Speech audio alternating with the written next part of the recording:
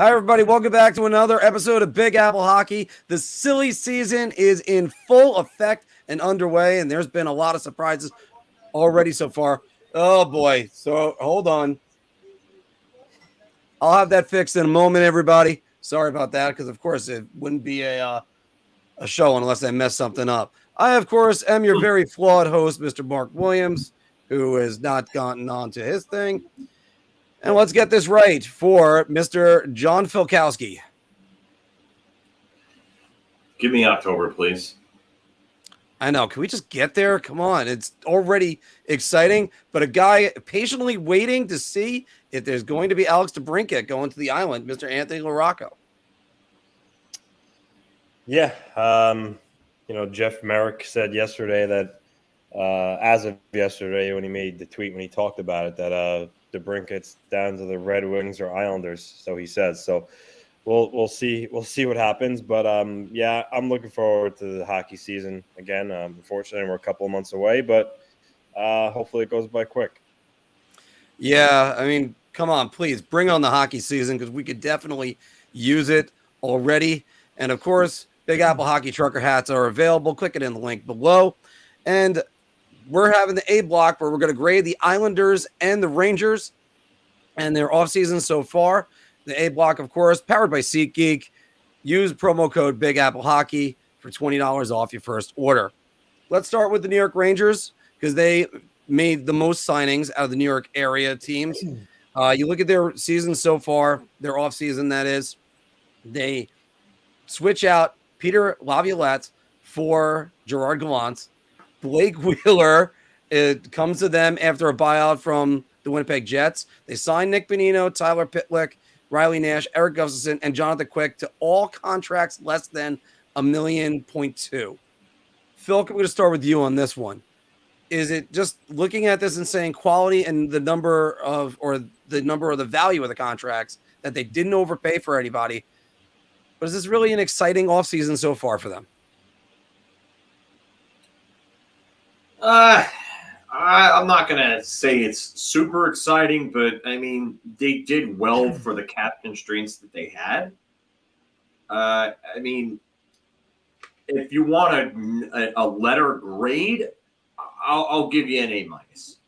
Just because I don't think there was any super quality signings. Like, Blake Wheeler was really good. I do like the players that they got and the prices that they got them for, but is anything going to excite you, like, and jump out to you other than Wheeler? I mean, Quick, there's concerns about Quick. I put my grades up, and I graded each one of them specifically, but I do like the way that they kind of attacked the offseason, got the guys that they got for the prices that they got them at. I like the fact that the only commitment for more than 1 year was actually Riley Nash. So I think Gustafson was a good one because that's kind of a low risk, high reward type signing. Obviously, Wheeler in the same category, but Gustafson, he put up 42 points last year. 42 points between the two teams that he played for in Washington and Toronto. And if everything goes right, he could probably put up 40 points at the Rangers. And he could be a guy that moves the puck well on your third pairing and can quarterback one of the power plays. And who knows, if Laviolette decides to go away from the four forwards concept and split up the forwards between, the two units, Gustafson could find his way as a left shot on the first option, on the first unit. So I do like the fact that they brought him in. Alex Belzile is a sneaky signing because he had 14 points in 31 games last year with the Canadiens. And he only played about 12 minutes per game. And the crazier stat in regard to this is that he started just over 38% of his starts in the offensive zone. So he wasn't being given like soft minutes and advantageous offensive zone starts to get those points. he was actually starting a lot of his shifts, probably about 62% of them in the defensive zone, and he was still putting up points in limited minutes on a fourth line role. So good for Alex Belzile, good for Drury to kind of take a chance on him. Tyler Pitlick, he had one really good year with Dallas a few years ago in their bottom six. Drury's hoping that he can kind of reclaim that magic, but he's another one. Doesn't get a lot of minutes and can actually give you a decent amount of points for a fourth liner in limited minutes. So these are some good signings. They're not going to excite you, but they're solid signings for what he did. I have a feeling that Vladimir Tarasenko is trying to push himself to the New York Rangers. I really do. I think part of why he might have fired his agent might be the fact that he's trying to push himself there. I don't know if that's necessarily the case. It's just speculation on my end. But you've seen this before where players fire their agents because they're looking for a deal with a team or a term with the team. I would tell you right now, it's just a feeling. This is nothing. I have no source on this whatsoever. I just have a feeling that he's trying to push himself to New York. And I think that his agent, Paul Theophanis, who he previously just fired, I think might not have been happy with that, because you got to remember, agents, they want their players to sign for the biggest possible contracts they can get, because that cut that they get from those contracts gets bigger when the deal gets bigger. So it all comes down to dollars in the end. But, I mean, if he rejected something like this from Carolina, what that's telling me right now with the way that the market is that he doesn't care about money. He wants to be in a location. And whether that's the Rangers, whether it's somewhere else, you know what? I have a feeling he's probably not going to Carolina now. So, but overall, Rangers did pretty good. Again, nothing exciting, but solid offseason for Chris Drury. He got players that he needed to. Getting Blake Wheeler was big, because he's a guy that can come in and be a top six winger, and he's not even going to make a base salary of $1 million. That's crazy. So, Anthony, what are your thoughts? And also, start with the Tarasenko news, because we're going to be talking more about him later. I'm curious to where Pete heard this. I haven't heard that anywhere at all. Only thing I think a lot of us know that's been out there, well, it was yesterday or 2 days ago, it was reported that he was going to sign with the Hurricanes, but then no one reported it officially. And then, today the news came that he changed agents.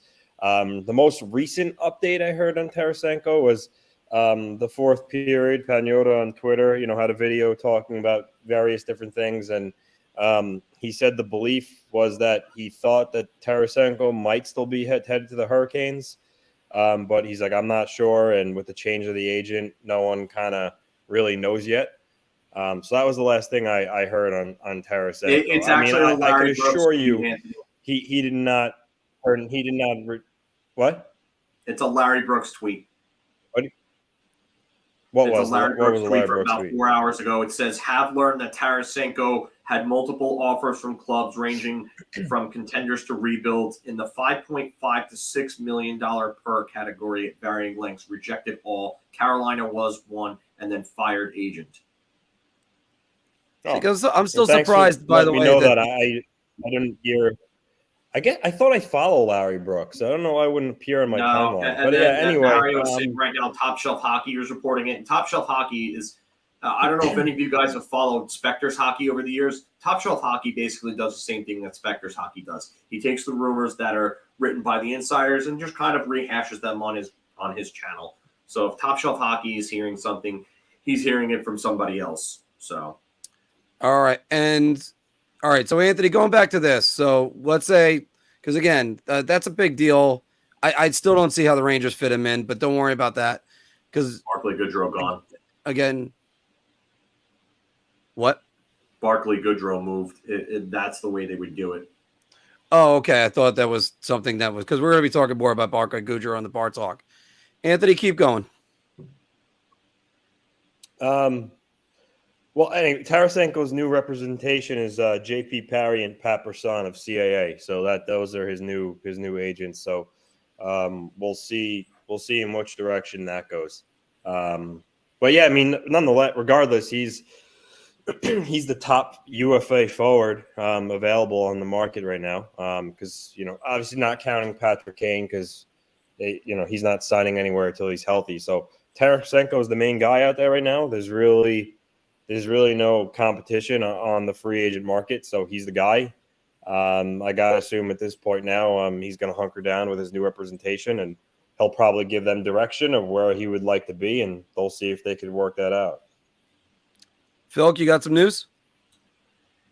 So I'm reading that Rangers prospect Brandon Scanlon did file for salary arbitration.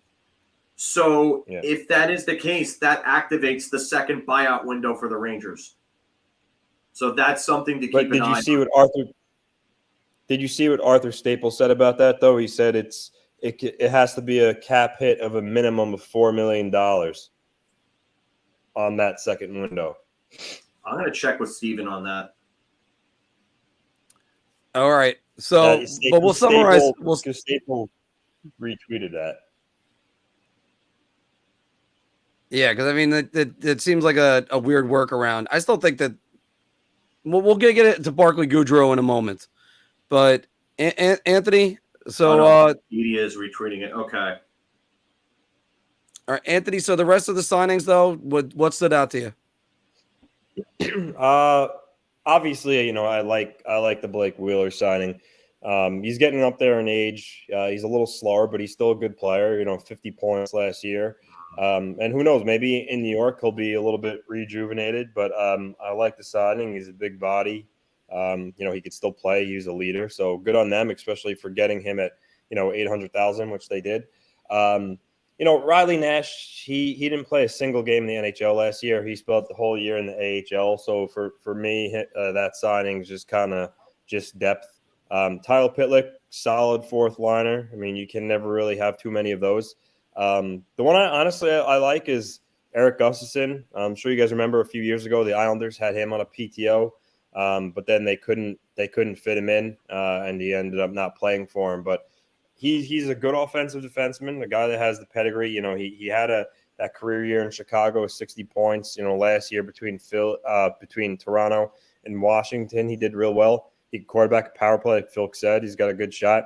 The only thing is, he's not really good in his own end, but I think given the right power play minutes, he could be really useful for the Rangers. So, overall, Jory's more active than I thought going into the free agency period. I wasn't sure exactly, how much of a, splash he was looking to make, but he had Wheeler and then a bunch of other solid depth signings. Me, grade-wise, a B+. We'll see what else they have to do now. If they re-sign Keandre Miller, re-sign Lafreniere, just tie up the rest of those loose ends, and then we'll see if Jory could find a way to maybe tinker with something else as we get closer to camp and later in the summer. But overall, if you're a Ranger fan, you can't be mad. Blake Wheeler is a good hockey player. He's the guy that's going to make, out of all the guys they signed, he's going to have the biggest impact, more than likely. So, yeah, well, actually, the only thing I didn't touch on was Jonathan Quick, but, I mean, Phil really pretty much said everything about that. The guy's kind of washed. Maybe Allaire can breathe some life back into him. But, that's the only thing I kind of disagree with Drury on. But at the end of the day, though, the free agents and goalie market was bad. So, I mean, no matter what he did, you weren't going to get a guy that's going to, give you a 920 save percentage as a backup. Yeah, I mean, and that's not going to happen. But you never know with Benoit Allaire because he turned Matthew Baron into a really solid backup, and he's done that. Marty Biron. Oh my God, my brain is shot. Marty Biron. Matthew Baron is his brother. All right. Well, we had the Marc screw up of the day, everybody. Thanks very much.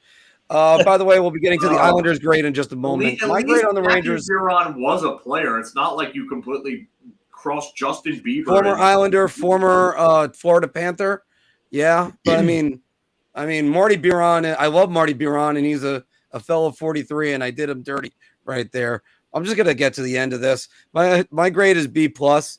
Look, bargain basement signings. The Rangers getting Blake Wheeler completely turned my head around. I figured they're gonna give him a multi-year deal at like $3 million per or something like that. Ridiculous. 1 year, $850 plus salary bonuses. Great. Nick Bonino, good for the fourth line, especially if you end up dealing. Good signing. Yeah, especially if you end up dealing Barclay Goodrow.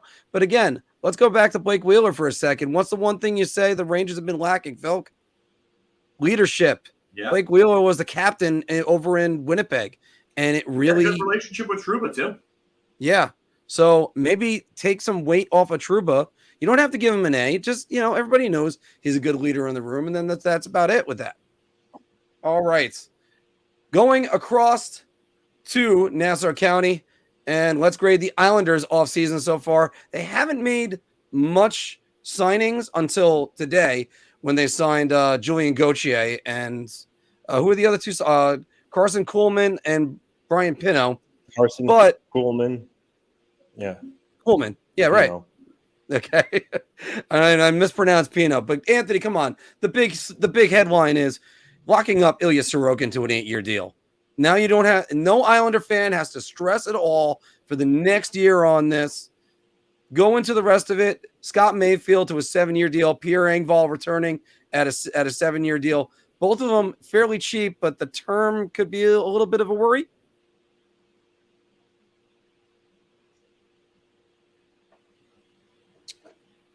Yeah, I was really surprised to see the 7-year deals for Engvall and Mayfield. But sometimes to get the AAV down, you have to go higher on the years. But I'll start with Sorokin. That was the biggest one, obviously, the most important one. There was kind of some speculation about, if he would extend this summer when he was eligible. And good on Lou for doing that. He's their franchise player. Let's be real. One of the best goalies in the league. And they locked him up to honestly, I think is good value. Bobrovsky's making $10 million, and you hear these numbers what Hellebuck wanted. So get a guy Sorokin under 9, even under 8.5. I think that's a win on Lou. Scott Mayfield. I kind of think we all thought he was gone. $3.5 million was probably. I think we actually talked about it. I think we agreed that $3.5 million was probably the max you'd want to go on Mayfield. But that was the only way Lou was able to keep him, because if you were going to offer him 3-4 years, he probably would have demanded more, and there might have been a team that would have given it to him. So he decided to kind of bite the bullet and give him 7 years. Scott Mayfield's 30 years old, so hopefully he at least gives you 4 more years of good hockey, and then maybe the last 3 years the salary cap's going to be a lot higher. It is, you buy him out, you do what it is. So I'm not really that concerned with Mayfield. Engvall I like a lot. Just 7 years is too long. It's not a lot of money, but why do 7 years for Pierre Engvall? He had a career year in goals last year. He was making $2.5 million. So if you look at it that way, the guy took a $500,000 increase to stay. But at the end of the day, though, 7 years is too long for Pierre Engvall. That's really all there is. He's a solid hockey player. Like I said, I like him. But and I get what Lou was doing, trying to keep the AAV down, so he went longer on the years. But it is what it is. Let's just hope he was part of one of the Islanders' better lines down the stretch. Him, Nelson, and Palmieri are probably the reason why they kind of got in the playoffs there. But nonetheless, just to kind of wrap this all up in a bow, they have the same team right now. Outside of Alien Julian Gauthier today, they have the same exact team. So for me, for a team that got into the playoffs the last couple of days of the season, it's not really exactly like a good idea to bring back the same exact team. Nonetheless, there's still a lot of time left. As you see, they're in the rumor mill for the Brinket. So I'm going to wait here to give Lou a grade, essentially, because let's just say he goes out and pulls the Brinket. Now you're talking, you locked up your franchise goaltender on a good contract. You acquired a 40-goal scorer, and you kept Scott Mayfield and some of your other free agents. So could go either way. right now. Just give a grade for today. What? Just give a grade for today, and then if you want to revisit it afterwards. Yeah, I'm kind of waiting to upgrade mine if that happens. So go we ahead, can always Anthony. revisit them at the end of the I guess season. I mean, it's still the early part of July, Because we'll talk more about his trade target in Bar Talk. I guess so if I'm gonna judge just by now,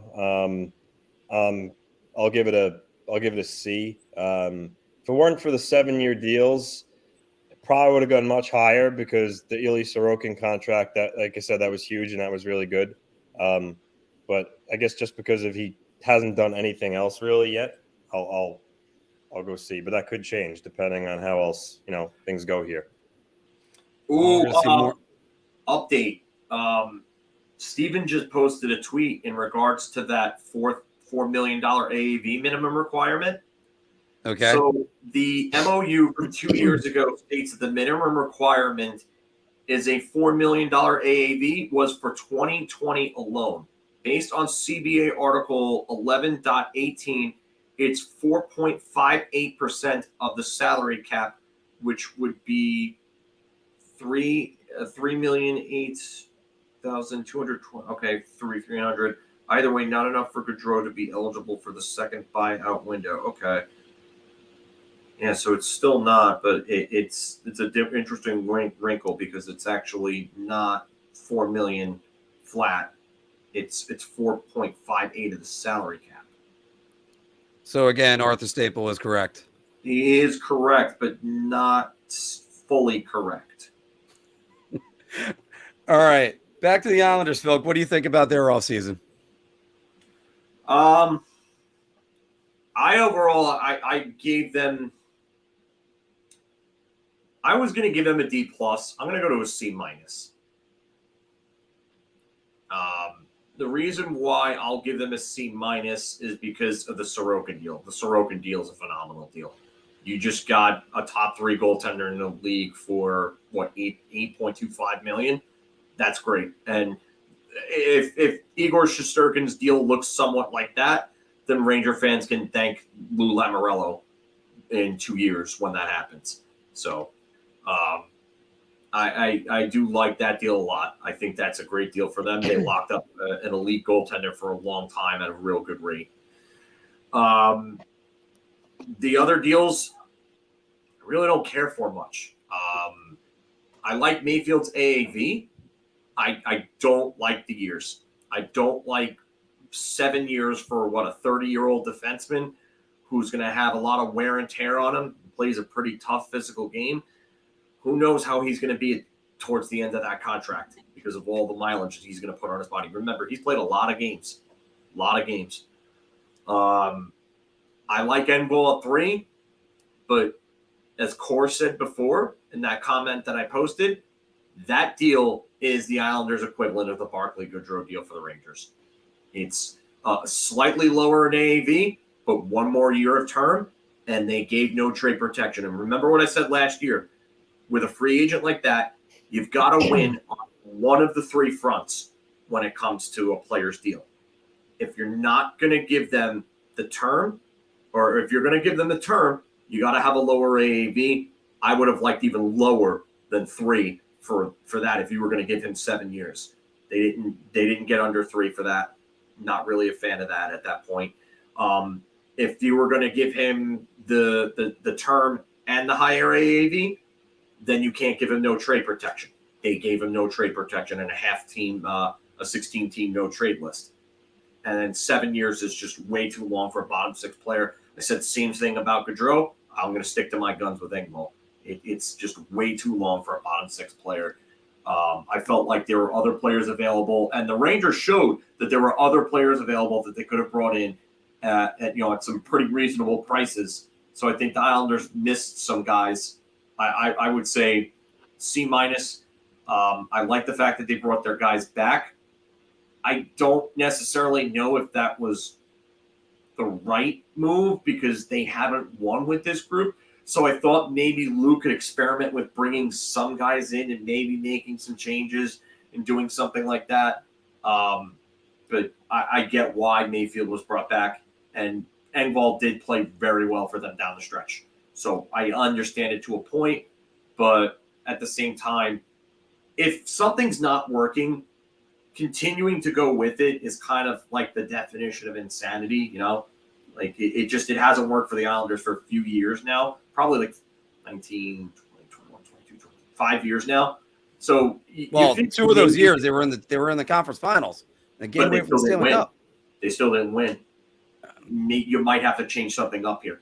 And all right. I mean, I could understand that. Yeah. Same thing with the Rangers. They got to a conference final. They haven't won anything. You may have to change things up if things don't work this year. I went with a C+ because the main thing is getting Sorokin locked under contract right now. I do like that they re-signed Engvall. I don't like the term. I like they re-signed Mayfield. I don't like the term. Could have gone a little bit higher on the AAV, but if you're going to go try to land the big fish, let's say that's Alex DeBrincat, go right ahead. Now, that's where we're going to be talking more in the bar talk. All of our grades can go up a much higher because Lou can sit on his hands and wait a little bit and let the trade market come to him. This is where he excels. He's not really much of a free agent frenzy guy, but he is a guy that will go out and make trades. He likes to always have control of teams' assets. That's what Lou likes to do. So, Anthony, I'm going to start with you on this next question. Oliver Wahlstrom is right now, he's recovering from an injury. I don't know what he. Well, I wanted to clarify. Like, do you mean like what happened to him in terms of like last season, like his injury? It was an ACL injury, or is there something else that context wise I'm missing? But yes, he tore his ACL in December, and he missed the rest of the year, and he's going to be ready for training camp. But if you're asking, like I said, again, in different context, let me know. Well, it might be in that context of what's his future going to be with the team, but also Lou said he expects him to be ready for training camp. Was it? No, that was all right. That was it. That's what he was saying. All right, but Anthony, let me start with you. What team on Free Agent Frenzy is the one that caught your eye?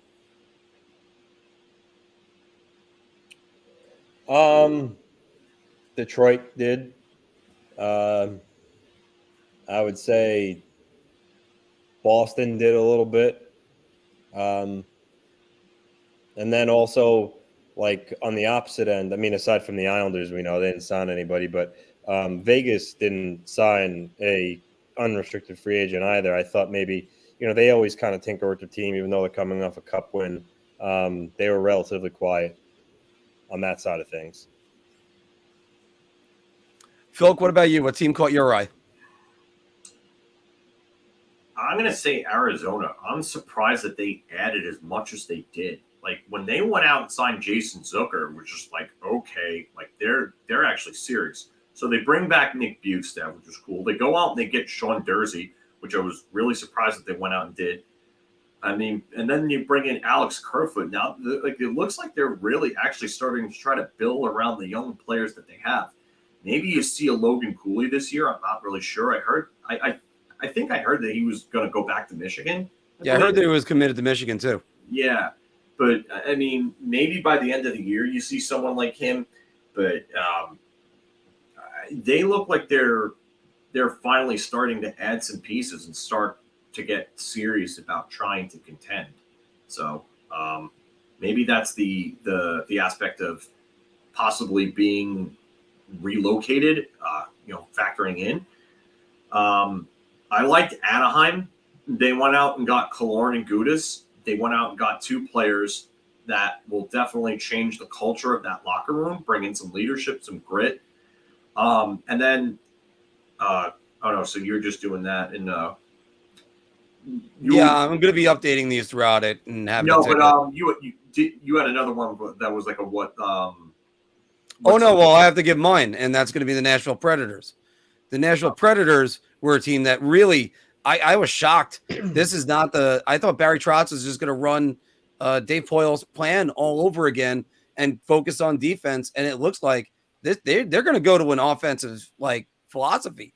And if they're doing that, I mean, that's going to be a team to watch because if they could start really seeing offensive production, the Nashville Predators could change around what's been their stamp. It's been defense and hitting. So, and let me go right back to you, Phil. What's a team that left you scratching your head on opening on the offseason so far? Detroit. Absolutely Detroit. I don't know what they're doing with bringing in all those middling veteran type players. I like JT Comfort, but all right, so Klim Kostin, okay. The Daniel Sprong signing I liked because I think that he could actually help them out offensively.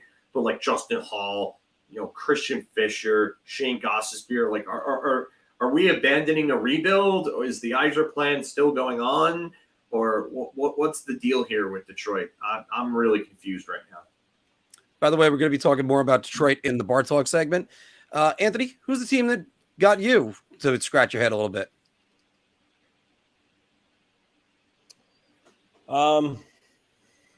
Scratch my head a little bit. I'm going to say I thought Buffalo would have added maybe some more because we don't know they could score goals, but grit to their lineup amongst the forward group. They had Connor Clifton and Eric Johnson on the defensive side, but I thought a guy like JT Compher would have been a good pivot for them. He plays a two-way game. Just more guys like that. There are a lot of flash and a lot of finesse. I think they need to play a little bit of a heavier game and get more well-rounded at the forward position depth-wise. And they haven't added a single forward yet. They just have added 2 defensemen. I thought they could have used some more help at forward and becoming a more well-rounded group. And for me, I'm going to go with the Toronto Maple Leafs. I think they made a lot of good signings. I think they went all in on grit. I'm all for it. Go right ahead, everybody. But I'm left there going, you ever going to address the goaltending position? Are you ever going to get more solid defenders? I mean, there's a lot that I'm kind of perplexed with when it comes to the Maple Leafs, because I just don't know what their philosophy is. And you switch out GMs, but you keep the old coach. So it's not really like things are going to change. I don't know. And they got William Nylander, who's renegotiating a contract. Warn him in a minute too, everybody. And also Austin Matthews. You got to sign the big dog. I think they might be a better team come playoff time, but still, you have to address goaltending. And I understand what people are saying. You said it in the comments just now. You don't need an $8 million goaltender in the league, but do they even have a $6 million goaltender? Somebody that's worthy? Ilya Samsonov was on the team last year. I mean, I don't know. I just don't know about the Maple Leafs right now. So let's get away from them right now, and let's get a message from DraftKings, because we're going to ask you guys this question: who is the best American hockey player in the NHL right now in honor of the 4th of July? And we got our list coming right up in a minute. But first, a message from DraftKings. Hockey fans light the lamp this winter with DraftKings Sportsbook, an official sports betting partner of the NHL. New customers can bet just $5 pregame money line on any NHL team to win their game and get $150 in free bets if they do. If that wasn't enough excitement, you can turn small bets into bigger payouts with same-game parlays. Combine multiple bets like which team will win, how many goals will be scored, and more for your shot at an even bigger payout. Download the DraftKings Sports app now. Use promo code THPN. Bet $5 on any NHL team to win their game and get $150 in free bets if they do. More power. You underestimate my power.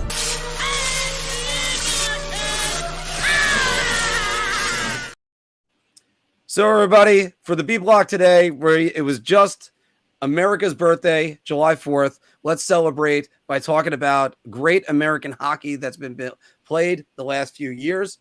So we're going to go to our power rankings for the best American hockey player right now. And we're going to start with our Mr. Anthony LaRocco reading them off. So first, I want to my honorable mention. I had Tage Thompson.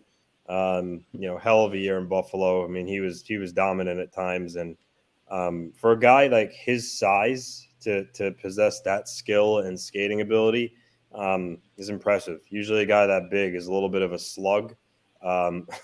Not Tage Thompson, hell of a hockey player.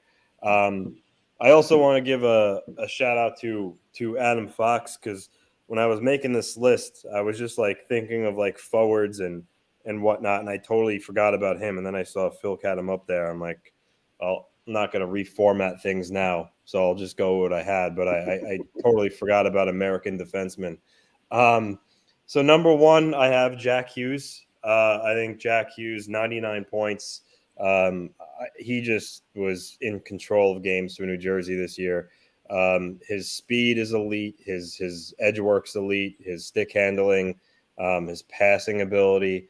For me, I know right now, like Matt Tkachuk plays a heavy game and he's clutch. Austin Matthews' shot is ridiculous, but right now I like Jack Hughes. I think he has the total package, and I hate that he's a New Jersey Devil, but for me right now, he's my number one American-born player. Number two, I had Austin Matthews. By his standards, honestly, a little bit of probably a disappointing season. I think he would tell you that himself.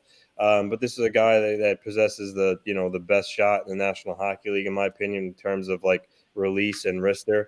This is a guy that, hopefully for Toronto Maple Leaf fans, he stays there. But the way he shoots the puck, I haven't seen in a long time until Connor Bedard has come along. So I can't wait to see how he actually performs in the NHL level when we get to see him in October. But right now, Austin Matthews, for NHL players at this moment who's played games, has the best shot in the league. I think he's a fantastic hockey player. So I have him at number two. Number three, Matt Tkachuk. I mean, what can you say about him? The guy had a ridiculous season. If not for Connor McDavid having just like an ungodly year, this guy is my MVP choice. The way he basically put Florida on his back and lugged them into the playoffs, back-to-back 100-point seasons with two different teams, playing with a broken sternum, and just his grit and how he never gives up on a play.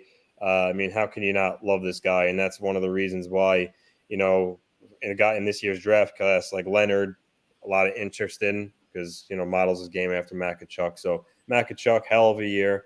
We'll see if he can do it again. It's going to be hard to follow that up, but then again, he did it from the year prior, so we'll see. Number four, Jason Robertson. Talk about a good story. This guy was kind of relatively, unknown when he first came to the league. He was going to be a good player, but I don't think anybody really knew he was going to reach the elevation that he did. One of the best goal scorers in the league. In Dallas, he doesn't have that much around him either, I think, which makes it a little more impressive. Like Rope Hintz is a really good player.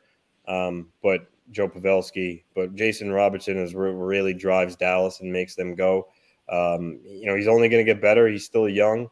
So he slotted in number four. And lastly, number five, Jack Eichel. What a story. Comes back from the surgery that he had after spending all those years in Buffalo and having to deal with all that drama and around his trade requests and when he was going to get out, if they were going to allow him to have the surgery. People talking about how, hasn't played in the playoffs. Can he win in the playoffs? Went into Vegas, great attitude, started to get back to who he was when he first came to the league. And then in the playoffs, he was an absolute monster. And to have him at five just really goes to show how good the state of America, USA hockey is right now. So you could really have him up a couple slots higher if you wanted to, and I really wouldn't argue about it. But I had him rounding out my top five at number five. All right, and let's take a look at the three of us. These were all of our top five Americans right now. I actually had Eichel as an honorable mention with Adam Fox. I had Tage Thompson in my top five, but a pretty similar one. Me and Phil both had Austin Matthews on there, and Phil had Adam Fox at two. Elaborate on your thinking. So out of all those guys, who has the hardware? That would be Fox. Matthews and Fox. And Matthews and Fox have the hardware. Matthews is obviously, goal scoring titles, MVP, but Adam Fox is the guy that has been closer to being the best at his position than anyone else on that list, other than Matthews. Adam Fox has won a Norris Trophy. He's a 2-time All-Star. And then on top of that, just look at his other finishes. Top 5 in Norris finished last year. Finalist, runner-up this year, on top of winning it in 2021. So Jack Hughes, while he's great offensively, what has Jack Hughes done other than score points? Well, he's also got the potential. I think that's another thing. He's got potential, yeah, but Matthew Tkachuk has been better than he's been. Mm-hmm. Matthew Tkachuk is all right, so I don't think there's another player in the salary cap era that has scored 100 points with 2 different teams. In back-to-back years? No, in general. Oh, that's even more amazing when you think about that. I don't think it's been done in general. I mean, if you think about it, the list of 100-point scorers that have done it with 2 different teams, Heatley did it with Ottawa. He didn't do it with Atlanta. Kovalchuk never did it. Crosby's only done it with 1 team, obviously. Mm-hmm. Thornton did it with Boston, but he did it before the salary cap was brought in. Yeah, all right, so there's an extra one for you. Yeah. So it was before the salary cap came in. It was before the salary cap. So, I mean, you have all those guys. And honestly, Adam Fox should have won the Norris Trophy this year. I'm sorry, but it's absolute bullshit that they gave it to a guy who couldn't play defense out of a wet paper bag. But would you say he's the 5th defenseman all time, 5th or 6th? To have 100 points. To have 100 points this season. Yeah, I get the historical, significance of it. But there's also a historical precedent that a 100-point defenseman didn't win the Norris Trophy. And not only was Erik Karlsson not on a playoff team, but he was an absolute liability on the ice in his own zone. Absolute liability. The numbers independently would even tell you this. So Adam Fox, to me, I have him at number 2. And then I have Tkachuk at 3. Robertson is an absolute animal, and I think he's just going to get better too. I had him at 4. And then Eichel's resurgence this year just shows you how good he is. Not only that, but Eichel showed you that he can actually play good 2-way hockey in the playoffs. Mm-hmm. He was actually part of a line that helped kind of keep Connor McDavid quiet at the end of Game 6. Mm-hmm. And that's saying something right there. I'm going to go with a name that's on my list and also a name that that we've already mentioned a couple different times. But for me, Tage Thompson, I have him at number 5. He is he is going to be something else if he keeps his career trajectory. He has got size, he's got speed, he can handle the puck. He can also play in his own end. This is going to be something. He's going to be a player just to look out for. And who'd have thought that Buffalo would trade away a guy that would be a captain of a team and a Conn Smythe Trophy winner and a Selke winner, and they might end up winning the deal in the end of the day. So that's just hard to believe. But Anthony, let's go with why you have Jack Hughes at number 1. It's got to be just for the eye test, right? Because you're looking at him and going, this kid's going to be something great, right? Yeah, I was just kind of looking at it at just like a pure skill factor.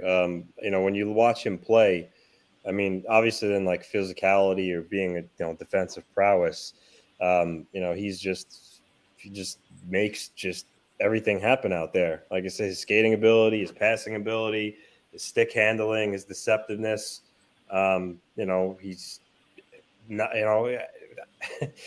for me, like Matt Tkachuk, obviously, I think is the better player when you take everything as like a package. But if you're just talking like pure skill, I think Jack Hughes has more natural skill in his body than Matt Tkachuk. I just enamored with Jack Hughes' game. I think he's fun to watch. So it was kind of easy for me to put him at number 1. Phil, let me ask you this. Who is not on the list or even in our honorable mentions that could crack this list next year when we do it again? Wow. So we can't use Thompson. I didn't put Thompson because Thompson's really just had one great year. He had a good year in 2022. This year was just a great year for him.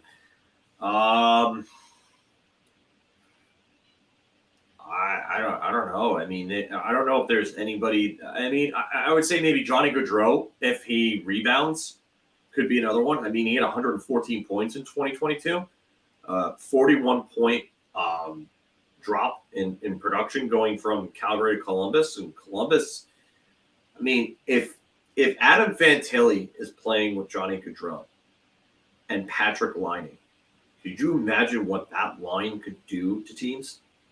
That's a real dangerous line right there. And we're going to talk more about Fantilli next week, by the way. Yeah, I honestly think that he could end up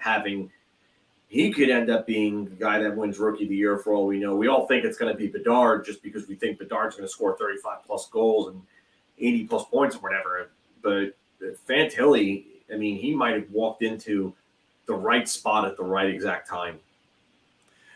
Core is really pressing for Jimmy Vesey to be said. Anthony, who would be a guy that you'd put on this list next year, potentially? I mean, I think it would be hard to supplant some of the guys that we've talked about, but just in general, I mean, how about Kyle Connor? 93 points 2 years ago. He had 80 points in 82 games this year. He's a burner. He's got a lot of speed, great shot. He's easily one of the better American-born players in the league. Charlie McAvoy. Charlie McAvoy is up there too. I'm going to cheat, guys, because it's the easiest one to say. Brady Tkachuk. Just go right from Matthew right to Brady. That he's looking like a monster, and he's coming to his own as well right now. Look, there's a great video that's gone around Instagram from TSN that the Americans have gotten good at hockey, and when they do the next Olympics or World Cup, they can actually sport the best top six unless McDavid scores like just 5 points a game. And it cuts over to a guy wearing a McDavid jersey saying, 5 points, that's it? Let's do this. So I can't believe Brady Tkachuk at 83 points. Wow. Yeah. I mean, well, him and Stützle have been magic. Stützle had 90. That's just ridiculous. Mm-hmm. Yeah. But so who are some of the American players that we miss, guys? Feel free to put them down in the comments below. Right now, we got 52 of you watching right now. Thank you very much. And don't forget, everybody, make sure you like, share, and subscribe. We're going to blank all this out, and we're going to do some bar talk. And Shot. This is the easiest I've ever to answer. I'm going to say beer. I can't even begin to describe. I'm actually going to go crazy. I'm going to buy everybody around on this one. Anthony, I tell you all the time, it cracks me up whenever I hear that because I know you're cracking on me for that one. But everybody, welcome back to Big Apple Hockey's Bar Talk, where we are gauging our confidence on NHL topics based on our choice of drink. Are you so confident that you're buying everybody around? So I'll just have a beer, or God, give me a shot. I really need one. All right, because speaking of which, you could have used this yesterday for your 4th of July parties. Why go to the liquor store? Make it a Drizly night. Stay in, have somebody bring it over to you. Beer, liquor, wine, doesn't matter. They'll go drop it off to you. I used their service a couple weeks ago for a barbecue. So, guys, just always do that. And, of course, the Big Apple Hockey Trucker hats are available. I'll be swapping out that background in a moment for the Drizly one. Philk, there's still 5 years remaining on Barclay Goodrow's contract, as we talked about in the A block, and how much of a sort of albatross that is. But Barclay Goodrow, a lot of people have rumors for him. You were talking about a potential buyout window that he's not going to be available for. Barclay Goodrow will be a New York Ranger opening night. I'm going to say beer. I still think there's a chance they move him. I had this feeling they're trying to get Vladimir Tarasenko back.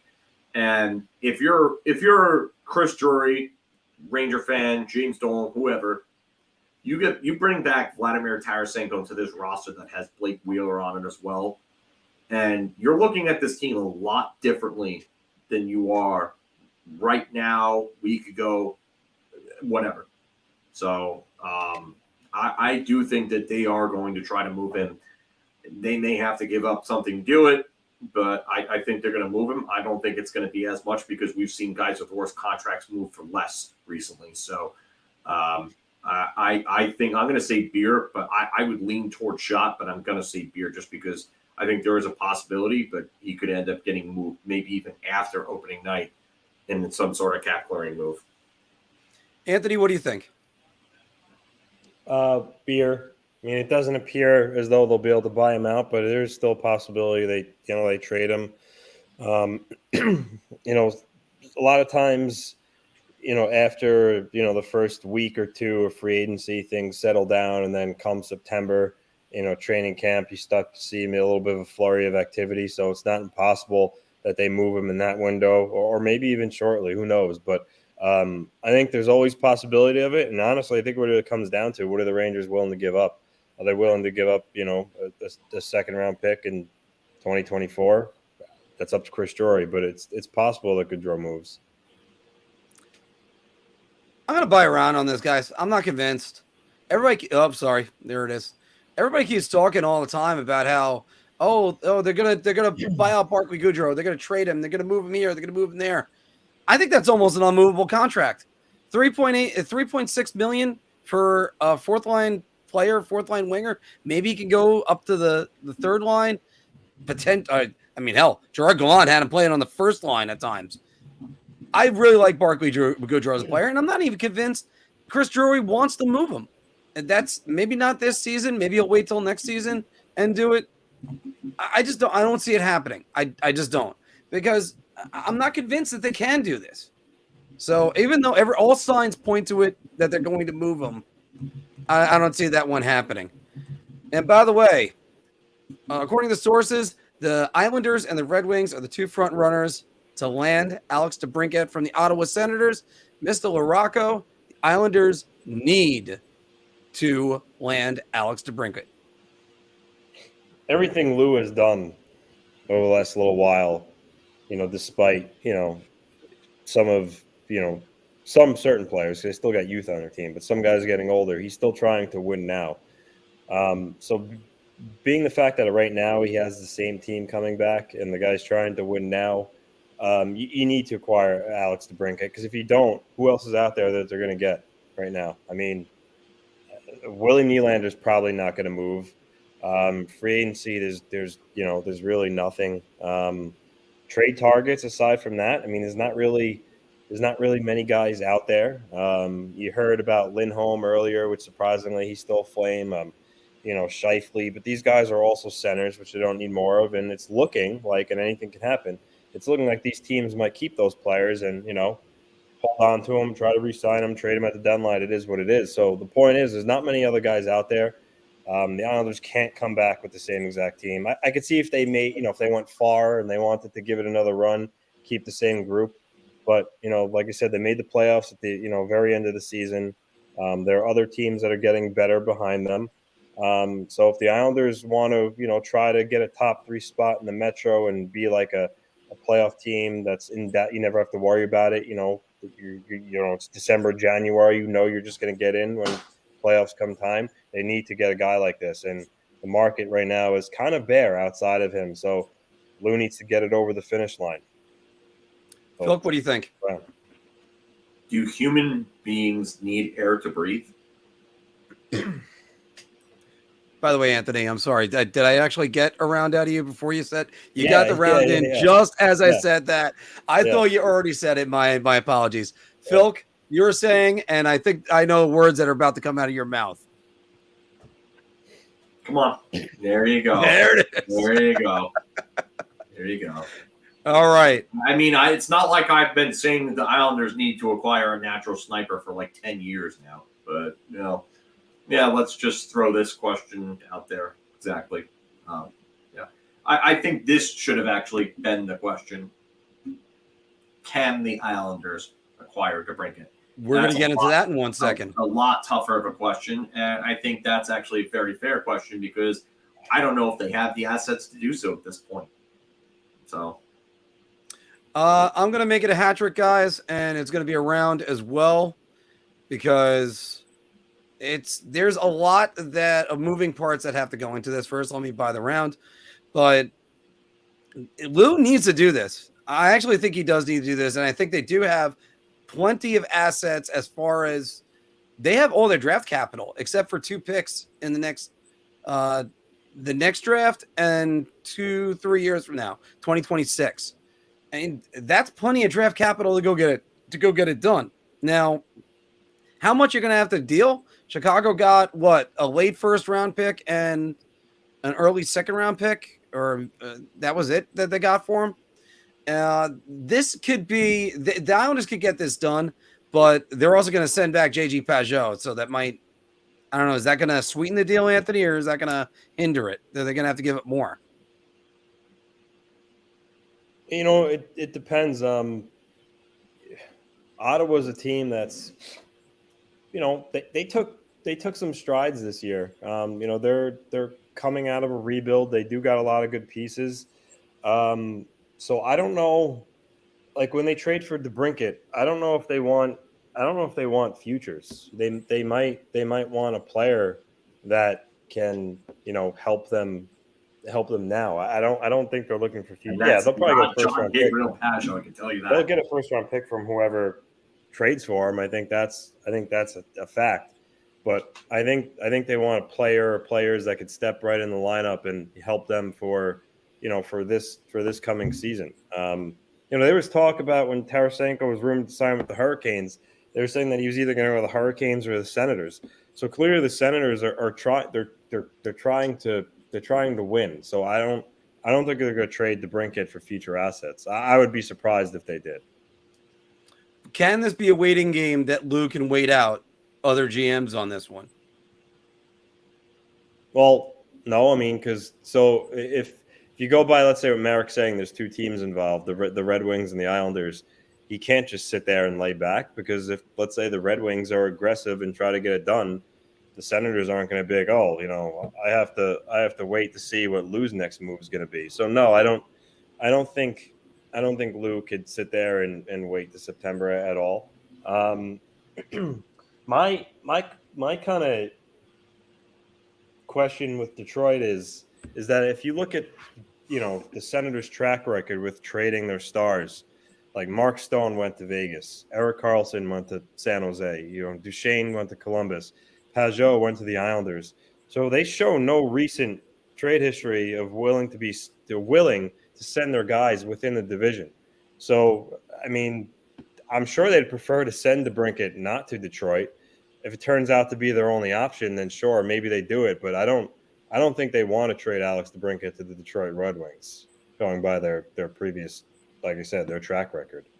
Oh, it's going to be it's going to be interesting to see where he lands, because look, right now there's no takers, and they know that there's that huge qualification offer that they have to give, similar to Timo Meier. I mean, if the Islanders get in on this, they're going to have to do some cap gymnastics after that. And speaking of teams that are trying to re-sign players, William Nylander, talks are breaking down with the Toronto Maple Leafs. I heard the price has sort of gone up, even though some of these contract offers have been somewhat reasonable, I guess I would say, that PLD didn't get $9 million, that the Maple Leafs want him to take a little bit lesser of money. Philk, the Toronto Maple Leafs should trade William Nylander.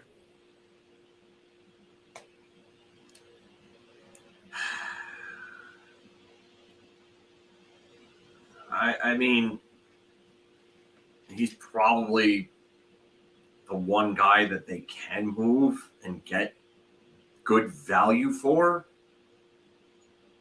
They shouldn't move him. I'm going to go Beer just because I think it's the logical move, just because he's really the only one that they can trade. I don't think they should do it, though, at the same time. I wish that if I were them, I would be wishing there would be a way to move Captain Bedsheets and have him sent out of Toronto, because he needs to. His contract is just bad. It's just bad, and it was bad from the start. You gave him what, 10, 11 million or something like that. 11 to be. He had a 1 year in which he had a 40-goal, almost 90-point season in 2019, which, I mean, that was really good, yeah. But that's just way too much money for that guy at that time. And that contract is not going to get any better as the years go on. So, unfortunately, they're stuck in a position where they kind of have to move him. Otherwise, they're going to have to find some other way to move cap. And I mean, the other thing you would think of is, can they move Morgan Riley? That's the other thing. Can they move somebody like him? Because they have to free up significant cap in some way to try to bring some depth to this team if they're going to keep that big four together. And Morgan Riley has a no movement clause. So I don't think he's waiving anytime soon. And he's got a no movement clause for the next 5 seasons. Actually, for the dear God. Yeah, I just saw this 2028. He submits a 10-team no trade list. Trade list, yeah. So, I would rather move Morgan Riley than move William Nylander. I think William Nylander is a much better player. Oh, wow, Anthony. If you remember, this is a guy that almost got locked out from playing the whole year when it was December 1st. He just barely signed before 5 p.m. So he's been a tough negotiation before, and it seems like it's no different this time. Chris Johnson said, that William Nylander believes he's a $10 million player. He sees what Marner's gotten. He sees what Tavares has gotten, what Austin Matthews has. They're staring down the barrel of having to pay Austin Matthews probably $13 million or whatever he gets on his next deal shortly. They already have Marner making over 11. Then you have Tavares making 11. And you're not moving Marner, and you don't think you can move Tavares, so they might have no choice but to move William Nylander. Because if you sign him and you cave, let's say give him $9.5 million, or even 10, which I think would be a little too much, you're really painting yourself into a corner. I think even though he's a good hockey player and you'd rather move Tavares ahead of him, I think you move him, you get a solid defenseman back in return if you want to do like a 1-for-1 type deal, or get some picks, some prospects, and maybe a roster player that can help now. But I think in the long run that will help their salary structure going down the road. I'm staring at Cap Friendly right now. Oh, sorry, Anthony. What was the answer on that? Beer? No, I'm going to go round. That has nothing to do with because I think he's, doesn't fit in the room or he's a bad player or a bad guy. I think he's great. I just think based on their situation, I think it'd probably be the best out for them. Because I'm going to echo what you're saying. And I'm looking at their cap situation right now. At the moment, their projected cap space on quarter to Cap Friendly is $8.8 million over.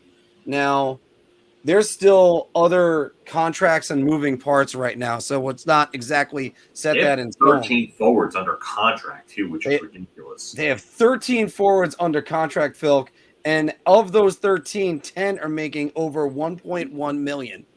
And then you have your defense, which is, you got Morgan Riley, TJ Brody. They signed Klingberg to a $4.15 million deal. And you still have to sign a goaltender. You have Matt Murray, 4.687. And you got Joseph Wall. You got to go to the Stanley Cup Finals with Joseph Wall as your team. No, Samsonov he's going to be signed. He's going to get. He's going to be signed in RFA, but that's going to cost money too. Well, you got to get the money from somewhere. That might open the second buyout window for them. So they could buy out Matt Murray. That will help them a lot with their cap situation. Which a lot of people are saying. They say they might move Murray. Yeah, so they're gonna LTIR Muzzin and then the Matt Murray buyout. Okay, so you're gonna have barely any breathing room at that point. So. Yeah. Right now, Bradbury Living has got to turn around and be like, Kyle, you're killing me with what you had, but that it goes under the old saying of, whose problem that is? Tomorrow's GM. So again, for me, I'm gonna go around on this. Because I think you have to. You're going to have to. It's that simple.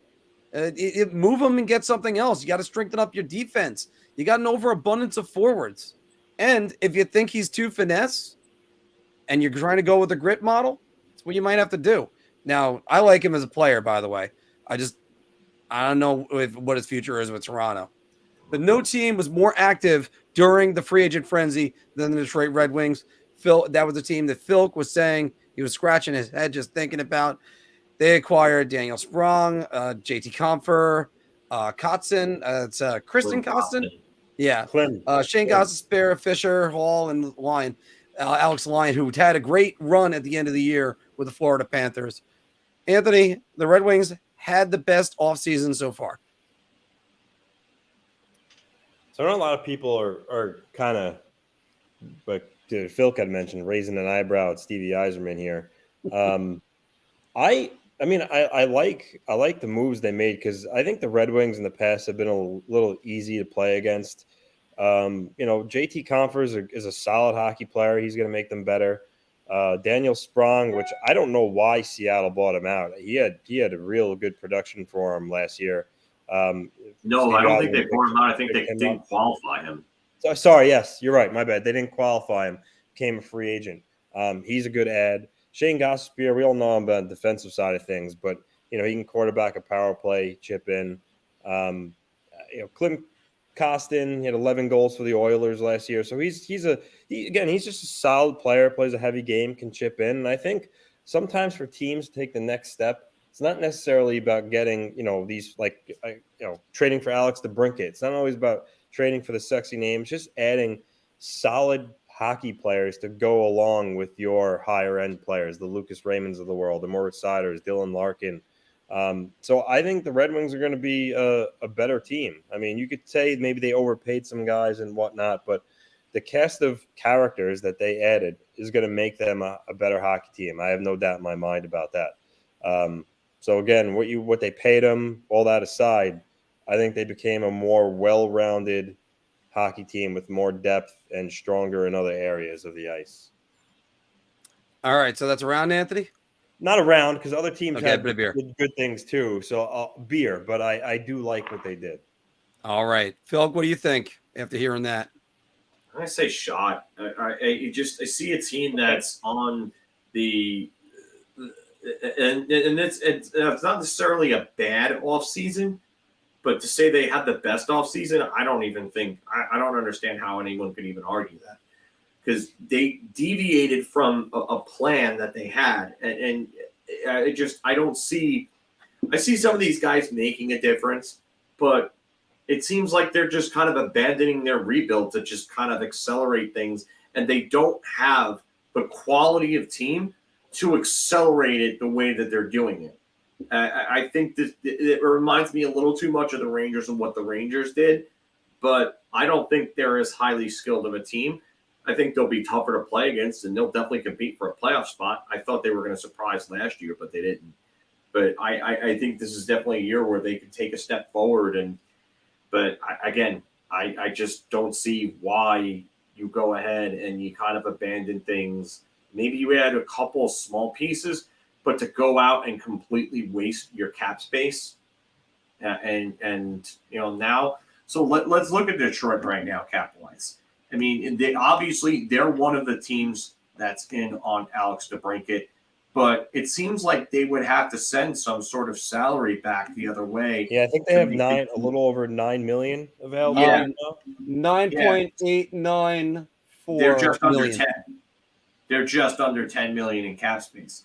So you're going to add Alex DeBrincat to the.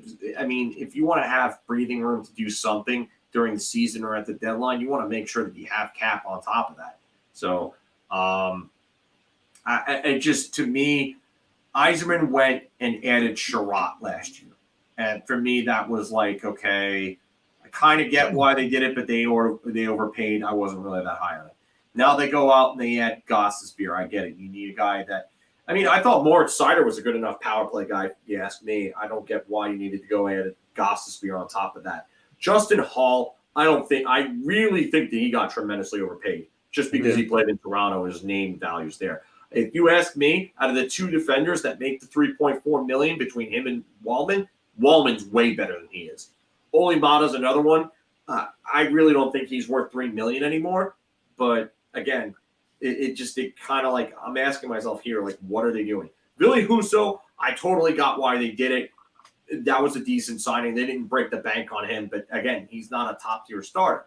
So, you're getting what you're paying for at $4.75 million, but it just seems like they're stuck on whether they want to go all in or whether they wanted to rebuild, and now they leaned a little more towards going all in, and they just did it the wrong way. Yeah, I'm kind of stuck on not saying that they had the best offseason.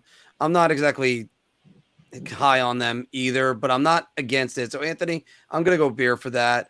And I think one of the things when I think about with Detroit is, I mean, they added pieces, but did they really add good pieces? I mean, JT Compher, all right player, 5.1 million. David Perron, 4.75. I mean, he's all right. Robbie Fabry, I mean, has Robbie Fabry really been a needle mover lately? Dominic Kubalik wasn't as good as what he was. I mean, Philip Zadina, I thought they waived Philip Zadina. He's still on their They thing. did waive him. They did, and he cleared waivers. Yeah. Oh, There was some reports that they're going to put him on unconditional waivers to terminate his contract next. well, Lucas Raymond's still developing. And next year you got Moritz Seider coming off of his ELC, and he's got that Calder trophy. So there's going to be a substantial You're race going to need for him. space, and that's why I'm saying you're going and wasting all this cap on guys that are not like complete big time impact players. Like if they would have went out and they would have gotten, I don't know, like a Ryan O'Reilly or something, even though like that's another guy that doesn't really fit towards their plan because of his age. But if you would have went out and you would have gotten guys like that can make that type of impact, then okay, I understand what you're trying to do there. You're trying to add a top level piece to go along with what you have. But for me, you're adding middling pieces, taking up your cap, and then you're going to have guys like Raymond and Seider that you're going to have to re-sign off their ELCs. So it's going to be tough. It's going to be tough, but that's why at least they still have some cap room to make other maneuvers. Hey, going to a former division rival of the Red Wings over to the St. Louis Blues 2 years ago. Who was their leading scorer? 21-22. Yep. Vladimir Tarasenko. Anthony had it right there. Vladimir Tarasenko, 50 points last year between the Rangers and the Blues. Vladimir Tarasenko, if he's added to the Canes, we know he potentially rejected a deal because we've heard that that's false as well. But if the Canes add Tarasenko, they're a Stanley Cup favorite. Philk. I'm going to say shot, not with that goaltending. Just you can't win with that goaltending. I'm sorry. And I know that Las Vegas won with Adin Hill, but Vegas is a better team. I think they have more talent. I think they were a much deeper team than Carolina is. Are they one of the better teams in the league with him? Yeah, no doubt. But a cup favorite? No. Anthony? So they've been one of the better teams in the conference for a couple of years now. Obviously, they made it to the Eastern Conference Finals this past season. And one thing, even during the round against the Islanders, they struggled with at times was scoring goals of 5-on-5, and then later in the playoffs, just scoring in general. Obviously, it didn't help that Svechnikov was hurt, but I think in general, this is a team that does need more scoring. I think adding a guy like Tarasenko could help them get over that hump and finally get to the Stanley Cup Finals, because they made it to a couple of conference finals, but they haven't been able to take the next step. And I think adding Tarasenko puts them in that short list of teams in the East that you could say at the beginning of the year have a legitimate shot of making it to the conference finals and beyond. So I think, when you talk about adding Orlov, who's a pretty good player, and then Michael Bunting as well, who's, might just be a 20-goal guy for him. But if you add Tarasenko on top of that, the fact that they didn't really lose anybody major either, I think they have a good shot of going to the conference finals again, this coming year. And who knows, what happens from there. So I'll go beer.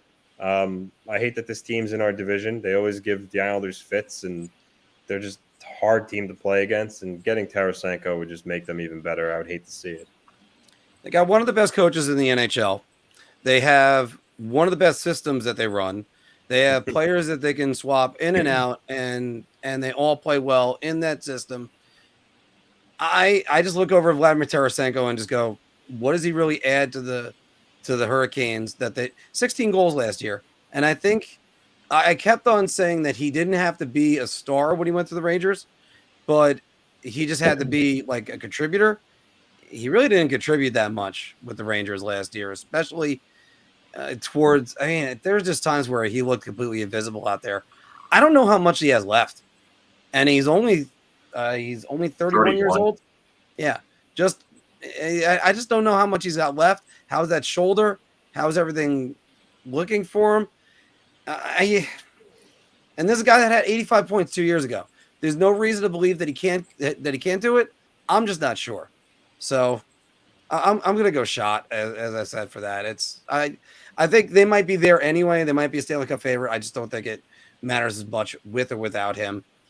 But speaking about other teams that added a player, hey, the Edmonton Oilers added Connor Brown, another sandpaper guy for them. Anthony, the Oilers have not done enough this offseason to take the next step. Yeah, I mean, this is a round for me. I know it's hard to operate when you don't have much cap space and you're up against the cap, which is the case with them. But they need more support for Connor McDavid and Leon Draisaitl. Nugent Hopkins, if I had to take a guess, I would say last year's a career year. I wouldn't think he's going to come close to 100 points again. And if he does, that they're going to feel that. Because other than that, I mean, Zach Hyman's a good player, but they don't have much at the forward position. I think that, again, they need more support there. Matthias Ekholm helped stabilize their D. I still think it needs a little bit of work. And then you have your goaltending. I mean, Campbell wasn't good. Thank God for Skinner, rookie of the year candidate. He was certainly better. Is he the answer long term? I don't know. I mean, he had a good year, so they're definitely going to give him a lot more tries here to see what they have in him. But I just think they need more up front and maybe a little bit more on the back end. And they didn't really – I mean, they added Lane Peterson and Connor Brown. So for me, not going to cut it. Philk. Does the bear shit in the woods? What has anything done? That ire of how dare you even ask this question? I mean, who the hell is Lane Peterson? I mean, I'm not sure he knows. That's really like you lost Bugstad, you lost Klim Kostin. I mean, I like Kostin with Edmonton. I thought he was actually playing somewhat well for them. But Kyler Yamamoto had to go. Now it's a given. And then, I mean, I get they don't have anything they could really do with the cap space that they have. But at the same time, like, they got to start getting creative and find ways to upgrade on defense and in goal, and maybe think about moving some of the guys on their team and kind of like I said before about the Islanders, you weren't winning with it. So, you know what, maybe it's time to make some changes, maybe even make some drastic changes and change things up. I mean, that applies to Edmonton too. Like, they gave Ryan Nugent-Hopkins a no movement clause. And you know what? I don't think he's scoring anywhere close to 100 points again. Though he will be on my list of bargains from last year later on. I mean, he has a great AAV, but like, that guy really didn't do anything in the playoffs. Nothing in the playoffs. He was a no-show. I mean, you gave Zach Hyman a no movement clause and $5.5 million. I get he had a nice year, but he doesn't have that type of year not playing with Connor McDavid. Evander Kane, I mean, 5.125 million. Like, for me, that's just a lot for a guy that has never had more than 57 points in a season. And I get he's had like a couple of 30-goal years, but like, it seems like he can never either stay healthy and then be productive at the same time. Like, it's just, he's not productive when he's healthy. And then when he's not healthy, he's productive. So his numbers look great in a small sample size. I mean, I don't know. I just think that there are other ways. And then Cody Ceci at $3.25 million is just way too much. Brett Kulak at $2.75, way too much. You got to do something about that defense. Darnell Nurse should have never gotten $9.25 million. To me, that's one of the worst contracts of defensemen in the NHL. Way too much money for a guy like him. Yeah. And you know what? I'm going to go around on this one as well because they have not done enough. First off, by the way, they got Jack Campbell. There's $5 million of irrelevant. I was watching Urinating Tree, and they were showing some of the clips of one of them was of Tampa when Ross Colton was there, and he took that shot that it hit Campbell in the glove, popped out of the glove, and went in the net. And he looked at it like a baseball player that couldn't believe that he didn't catch it. I mean, I don't see how Edmonton improved in any way. And right now, if I'm Connor McDavid, never mind Leon Draisaitl, should be doing the same thing. Be like, you still got me here. Give me something. Get different players in. And by the way, you got to re-sign Evan Bouchard. So have fun doing that, because you're going to need to do that as well. I mean, again, they have like $5 million, a little more in cap space. They have to re-sign Ryan McLeod and Evan Bouchard. Exactly. Now, the only good news for that, Anthony, is Evan Bouchard does not have arbitration rights. Ryan McLeod does. So watch out for that. He might get a little bit more money than what you think. Ryan McLeod on. I think probably 30 teams right now, 31 teams would take Ryan McLeod. Really good bottom six. But Evan Bouchard, like I said before, the reason why I don't freak out about Lafreniere and Lafreniere and Kendra Miller is because they don't have the hammer. This one does. Watch out for that. All right. And, okay. Also, by the way, guys, we got some goaltenders that want to get the hell out of their situations. Although I think one of them should probably stay because his situation is starting to get a little bit better. John Gibson and Connor Hellebuck are both looking to be dealt from their teams. In the case of Gibson, there's a report saying now with these confirmed quotes that he said he's played his last game in Anaheim, Phil. So his they agency were refuted by his agent. Yeah. Yep. Thank you, Anthony. That you were actually about to say that, and I said Phil. So all right, so it's refuted by his agent, but these are two trade targets that people are talking about, and Gibson and Hellebuck will remain with their teams till the 2024 trade deadline. I'm going to start with you, Mr. LaRocco. I wouldn't have thought I was going to say this prior to the draft, and free agency, but I'm going to go around now. July 1st was only 4 days ago, but it's at the point of the offseason where like huge trades. I mean, I know the Mac and Chuck trade happened, I think, last year, late July, but I think at this point with a lot of teams, making all their signings on July 1st in the cap situation, I don't know how like a Hellebuck Gibson trade gets pulled off right now. I mean, a lot of teams found their goaltenders. And again, it's the money issue too. So yeah, I'm going to go around. I think they both stay. I don't think they're going to be particularly happy about it. But I'm going to go around. I don't really see them being moved because who really still needs goaltending like desperately after free agency? That's going to look like actually, no, they don't anymore because of Jari. That's right. 5-year deal. Yeah. And we're still going to talk about that one, by the way, in a moment. But Phil, just to clarify this and to give you a little bit more room, post All-Star break, I'm going to say is till the trade deadline. And I'll get into why I said that. So you're kind of moving the goalposts now, and you're saying that slightly. And the reason why I'm doing that is because it was going to be part of my answer, Phil, is only because goaltenders, everybody says they're tougher to get at the trade deadline and the deal because they need to get a rhythm. So if you even if you consider it like when the Rangers got Tarasenko last year, shortly after the All-Star game, or not Horvat. Horvat was before the All-Star game. Tarasenko was after. Go ahead. I'm guessing they got to stay around then at that point. I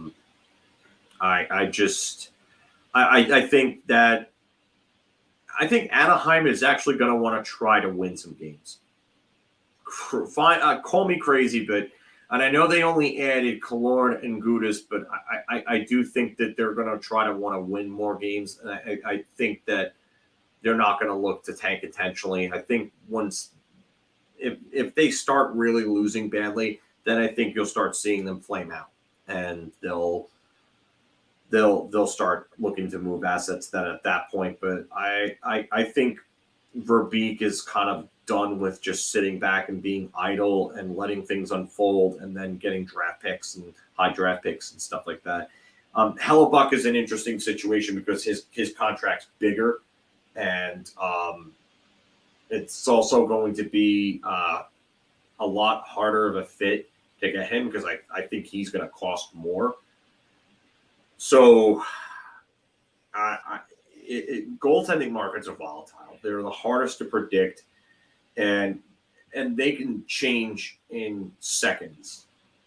So yeah, I'm probably gonna say round on this.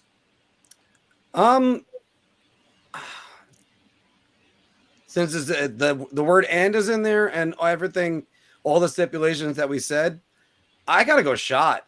If one of these GMs don't trade one of these goaltenders, then they've really massively failed. Kevin Cheveldae off. Just admit you're in a rebuild. Just do it. You already got rid of PLD. Next up is Marc Scheifele. After that comes, but then again, they might stick with him for what? What are you keeping Marc Scheifele for? His value is going to go down. He just scored 30 goals. Nikolai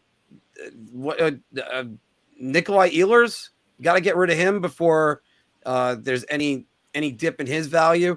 And then that means Connor Hellebuck, you're going to have to move him too. And even though the New Jersey Devils are interested, there's only so long these guys are going to wait for. Anthony, you said it best. Right now, we're getting into the lull. Usually, everybody's done. They want to go to their cottages. So, I think you got to do it sooner or later and get it done. But if you don't, you got to get it done in September. Goaltender needs time. You can't just trade for a goaltender at the deadline and everything's hunky dory and everything's it's all sunshine on your team. Goalies need to learn how to play with their defense. They need to learn how to play the system. It's not just see puck, stop puck. So that's where the mistake of that is. And speaking of UFAs or even guys potentially that could be traded, Elias Lindholm, Noah Hannafin, and Michael Backlund are all going to be UFAs after next season. Phil, last one. Elias Lindholm, Noah Hannafin, and Backlund will begin their seasons in Calgary.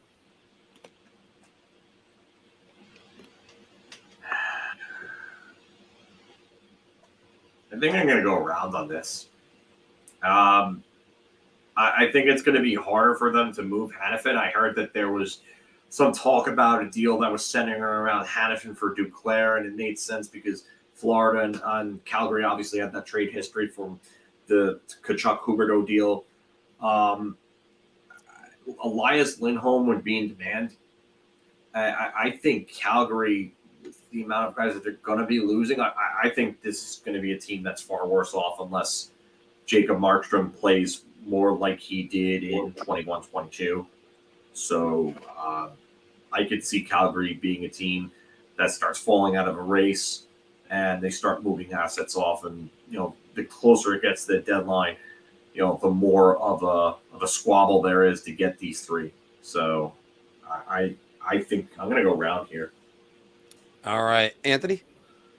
Yeah, I'm going to go round two. And again, it's not something I would ever thought I would have said before the draft when it looked like there was the mass exodus happening and, Toffoli was leaving. Especially Hannafin. I thought Hannafin for sure was going to be traded because I think he was the most vocal in wanting out. Backlund and Lindholm, it seemed like Calgary was going to try to work them and try to, convince them to re-sign. But didn't look like it was going to end well for Flames fans. And now here we are, July 5th. They're still part of the team. Again, cap situations out there. It's hard to make some of these bigger moves. I think they all stay, and the organization hopes maybe they start winning, and these guys want to stay. But I'm going to say round as well. All right, I'm saying round two. I think they really want to re-sign Lindholm. I wanted to say no, guys, because they're kind of stuck with. Like Calgary is about to become like the ultimate tweener team where it's like, well, should they tear it down? Oh, they only got Jonathan Huberdeau locked up for all the rest of eternity, it feels like. And Nazem Kadri, both of them, they're locked up till 2029 and Huberdeau 2031. So you're going to have to put a product on the ice that fans are going to want to see. I just, I love I love me some Elias Lindholm. I don't know what they are right now. Are they one step closer to being the Winnipeg Jets? That you just tear it down, move it all, rebuild? I don't know. I'm stuttering on this because even I'm in between on my answer. So I'm just gonna leave it like that and just say no. I mean, it's actually a good question. There really is no identity, no plan to what this team is really doing right now. You got a new general manager that came in. You got a bunch of mass exits. You got like a mass exodus that's going on there, and it just doesn't seem like there's really a plan. They don't have a great prospect pool either. Like, who's their best prospect right now? Jacob Pelletier? I mean, they don't have a great prospect pool. So it only makes sense to go scorched earth. And you figured they would have done it in the offseason and got more for them. But, like, I'm guessing that there's no market for these guys. And they're going to try to hold on to them, wait for it until the season. And they'll probably have conversations with the agents. Hey, we'll deal you guys during the season. But there's no market for you guys right now. We're not going to take pennies on the dollar type return just to get rid of you. I mean, Coronado would be the other one, Long Island zone. So it's sort of like the picture Anthony put in our group chat of Huberdeau and Kadri looking around in the Calgary locker room, and it's the Fresh Prince of Bel-Air when they're all moving out and there's nothing left in the house. Yeah. So, I mean, I don't know what Calgary fits, and you could say right now, Phil, that they were 6 points. 6 shootout losses from or overtime losses, if you want to say it like that, from making the playoffs. But I'm not that confident on this team. And what are you going to get with Jacob Markstrom? There is a new coach coming in. Maybe things change, but I don't know. So, guys, that's the end of Big Apple Hockey's Bar Talk, where we're gauging our confidence on NHL topics based on a choice of drink. Don't forget, make it a Drizly night. Click the link below. And have somebody go to the liquor store and bring you all the booze. So let's take some of your questions. There's one question I saw that I wanted to highlight, and right here from Don't You Just Know It? For Mark and Philk, do you hate the Islanders? And Anthony, do you hate the Rangers? Anthony, I'll start with you since we got 2 answers on our side. I mean, hate's a strong word. I think when I was younger, the answer is probably yes. Now that, like, we do this and has aspirations to actually be media, I try to be more, not really hate any team, because we kind of cover all teams. So my answer is, I'll put it this way, like, do I want to see the Rangers win the Stanley Cup? Obviously not. If I see they lost, like, I pull like a Jerry Seinfeld big. It's a shame. Like, I don't shed any tears if they lose. I don't go out of my way for they to lose. Obviously, if it benefits the Islanders, I'm gonna every time I'm gonna want them to lose. But, like, again, if that answers the question, which I hope it does, I don't. Again, I don't like them. I don't pretend that I do, but it's morphed over the years of, how I feel about them. Phil, what do you have to respond to that? I would say I'm pretty much in, like, the same exact boat. I don't go out of my way to watch them lose. I watch a lot of hockey. I watch too much hockey. It's probably why I'm single. But it's to a point where, like, I just watch what's on. If the Islanders win, they win. I mean, there's not really anything that I can do about it otherwise. I would say I'd probably focus more of my energy on Pittsburgh. Just the way that, just because of the recent rivalry that they've had and the playoff series and the way that their fans are. I mean, their fans get under a lot of people's skin. It's not just Rangers and Islanders fans that'll tell you this. A lot of fans around the league will tell you that Pittsburgh's one of the more annoying fan bases. So, I mean, we try to be as impartial as possible, but I would say Pittsburgh. The Devils are probably going to get back up there because I think a lot of their fans are going to start being a little more vocal now that their team is good. because they weren't vocal at all for years. I would say it's those two.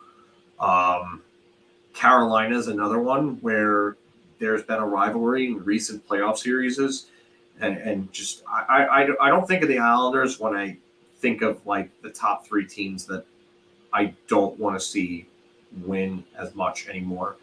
I put those teams ahead of them, but I will tell you right now that I'm not rooting for them to win, and I wouldn't expect any Ranger or Islander fan to root for the other team as its direct rival. But I'm also not watching their games and screaming at the TV, going crazy when the other team scores a goal against them.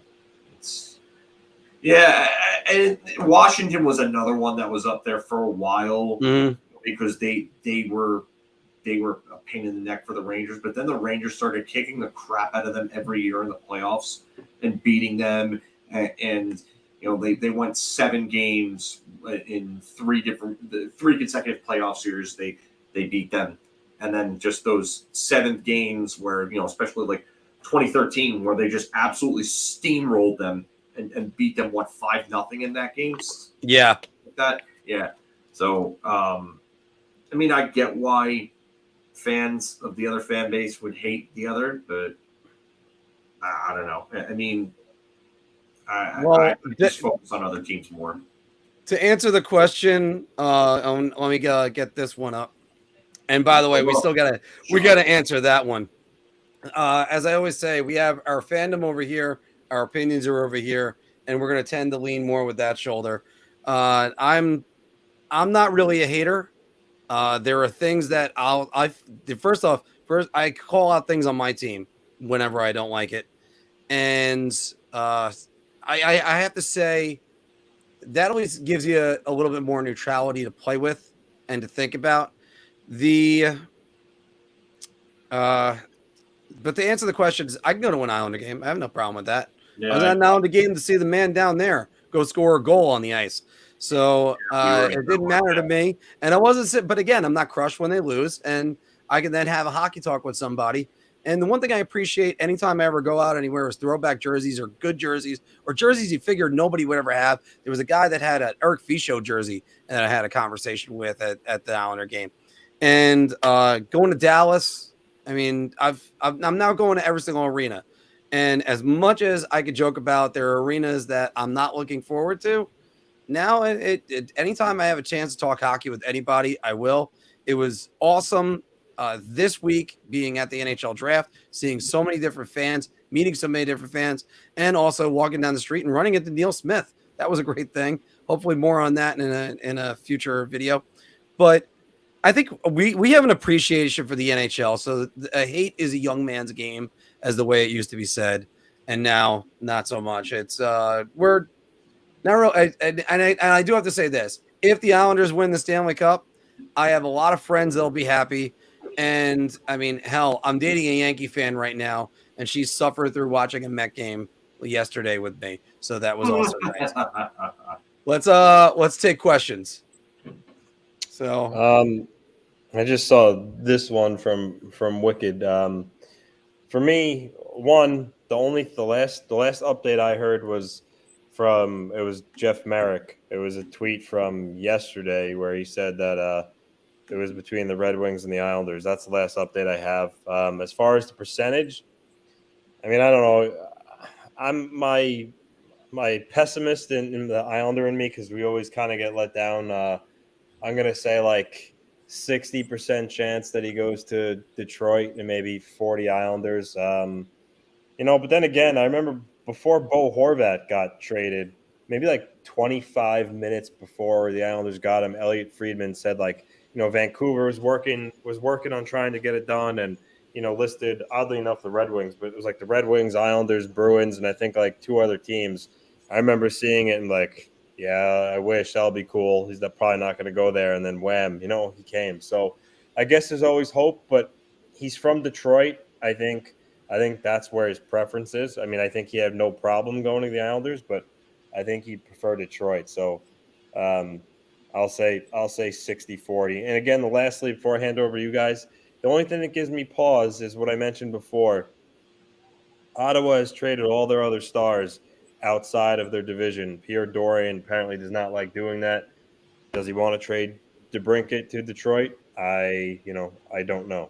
It doesn't seem like it, but who knows? Phil, give me your thoughts on this one. What, to break it? Yeah, what do you think percentages are?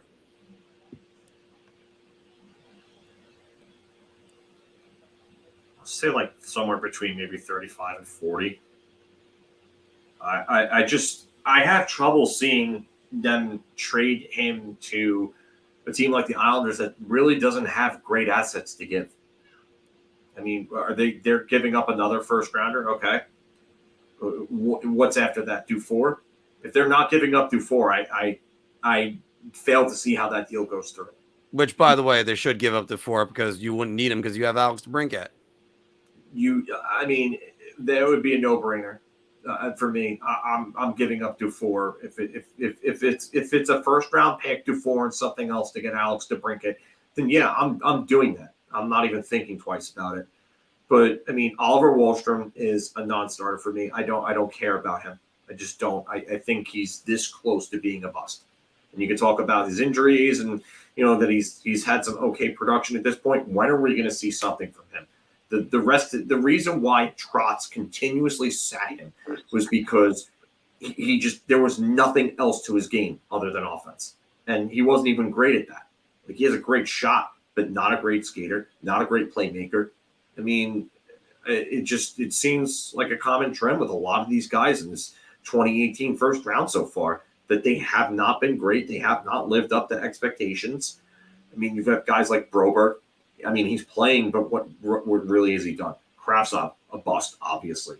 I mean, Nils Lundqvist, what has he done so far? Nothing. I mean, it's just a lot of those guys from that round have not been great. Veleno has not been great. Delandria has not been great. The guy that Philadelphia took, not Farabee, but Jay O'Brien. Oh, sorry, I was on the wrong draft. O'Brien, the kid who played at Thayer Academy. Another one, he hasn't really done anything. So the 2018 draft in the first round has really not been good. But again, and then JG Pageau. Yeah, if that's what you're going to do, you might as well just hold on to him and let somebody offer sheet him at that point. It's just stupid to do that. Pageau doesn't bring anything to that team other than being a good bottom six player, and there's no reason to trade a young 40-goal guy like DeBrincat and have one of the headline pieces being JG Pageau. I'm sorry. No fan would do that. Even though he's a former Senator. It doesn't matter. He's on the other side of 30. He's going to decline. He's overpaid for a bottom six player, albeit he's a good one. But why are you doing that? That's a terrible move to make. I'm inclined to say if Detroit's not offering a good enough package, the Islanders can end up doing this with draft picks, Dufour, and again, like I said, you would trade Dufour because you don't need him. You have Alex DeBrincat. Then you get you'd have to deal with Pageau. So that would have to be where he would go. I just don't think Detroit's gonna pony up the dough.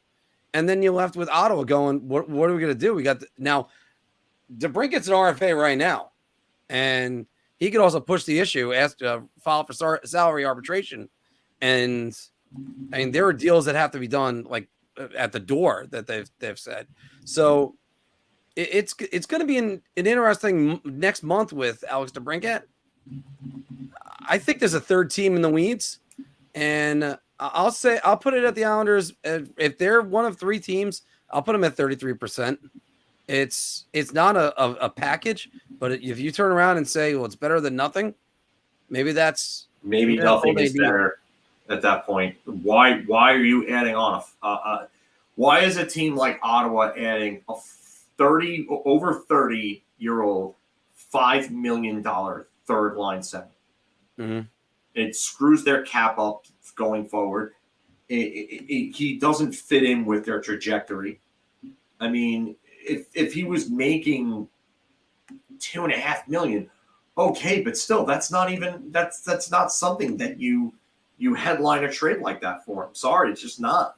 I mean, the only hope would be that you end up trading him to the Islanders and then having a lottery protected pick, but they're not going to be a lottery team. No, and the Islanders are not going to be a lottery protected team. Yeah, that's the thing. If their first round pick coming back was a high first round pick, then maybe you could try to finick it that way, and try to use that logic for it. But you're not having a high first round pick coming back in this deal. Islanders are going to be a contender, and they're going to be a team that's going to make the playoffs by adding him.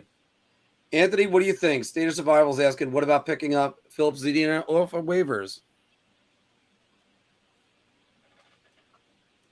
I just wonder what Zadina does.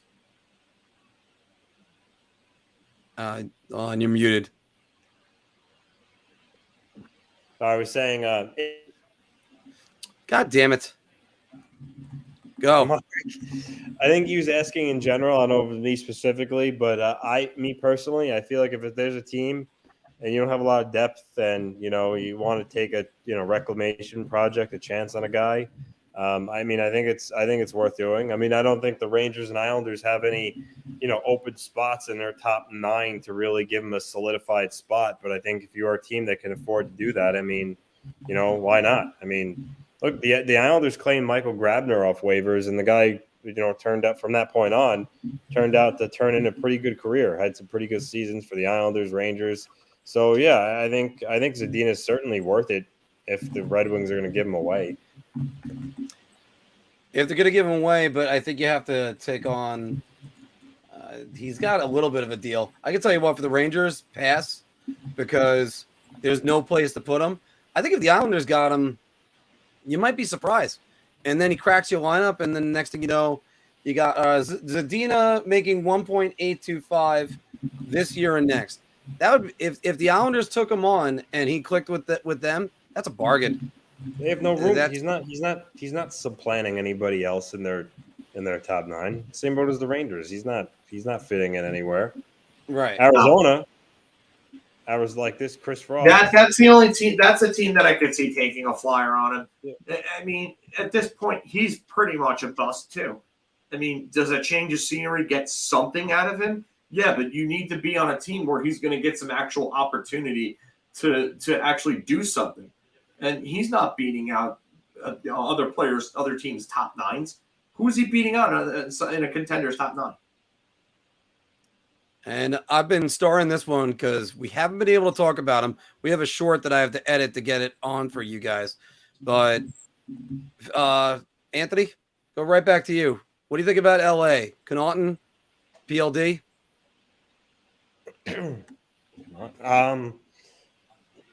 I mean, we touched on the trade overall. I mean, I like it. I like it for both teams. Winnipeg got a package that wasn't just futures. Gabriel Perreault is a good player now. So is Iafallo. The Kings get a player who they think who has another level to him, which he very well might, and makes them stronger up the middle. So I like it. Phil, what do you think about LA's moves? They gave up a lot of depth to get PLD. They really did. I mean, Velarde had a nice, really nice year. You gave up Iafallo, who's a good middle 6 forward on top of that. And then you give up Rasmus Kupari, another 2018 draft, another first-round pick in that 2018 draft. I mean, he needs a change of scenery, but there is potential there. And but he's actually shown some flashes of things. But I wonder how much better they actually get. I mean, they're strong down the middle right now. The top 6 looks good, but again, I wonder about their depth, and their goaltending is still very much so a question mark. And their defense, I mean, I like bringing back Gavrikov, but again, comes down to goaltending for me. I think they're going to be a playoff team. It's just how much better are they actually going to be? Well, you didn't want to give a 5-year deal to a 29-year-old goaltender who's always been so-so throughout his entire career, and Jonas Korpisalo, like the Senators did. I mean, yeah. And Cam Talbot is in net, but everybody that talks about Cam Talbot with that positive inflection, they think about him in 2015 or 2017. They don't think about him last year. And last year, he was not very good. AZ is asking, what recent draft pick will make their team and have a decent impact that was not selected in this year's top 10 selections? Either one of you guys that want to jump in on that one. Which recent draft pick makes their team and has a decent impact that was not selected in this year's top 10? Mm-hmm. Wow. That's a real good question. That is actually a very good question. Wait, so it could have been a guy who was drafted like last year in the top 10. Is that was basically what the question is? I think it's.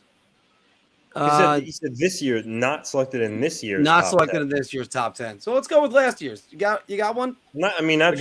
Recent high picks. I mean, I think William Eklund in San Jose is finally gonna stick this year in the NHL for a full year.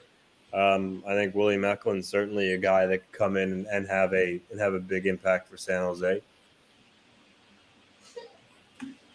I mean, Core, I'm going to answer that one in a second. 10, I could maybe see Zach Benson in Buffalo. That's an outside possibility.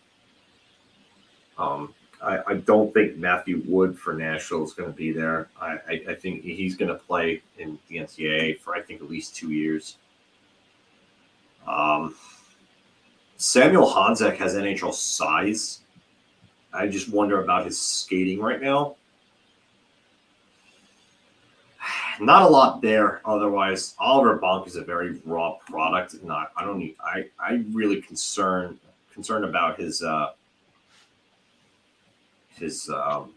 like overall game and ability to move the puck offensively at the NHL level. Daniil Boot, I see that more of a project. See that more as a project than anything. So, I gotta say, I mean Nemec is those are both top 5 picks. Yeah. I mean, I could go with a homer pick and just say it's Brendan Ottman. He's what he goes 16, and he's looking like he's going to be a pretty good player. Now, is he going to be the same player he was at preseason last year? And when they put him in the lineup, is he going to be a good bottom 6 guy, or are they going to do? I have no idea how the Rangers lineup is going to look next year. So that's your guess is as good as mine. But that's a guy that could be a good possibility. I don't know about anybody right now because hockey doesn't work like that. You might get Adam Fantilli, you might get Leo Carlson, you might get Connor Bedard. If a guy makes the lineup from day one, usually he's a top 5 pick, and then that's it. And again, I know, Core, I'm going to go right back on this. No way should he have ever started a game in the conference finals versus Tampa in 2015. Come on.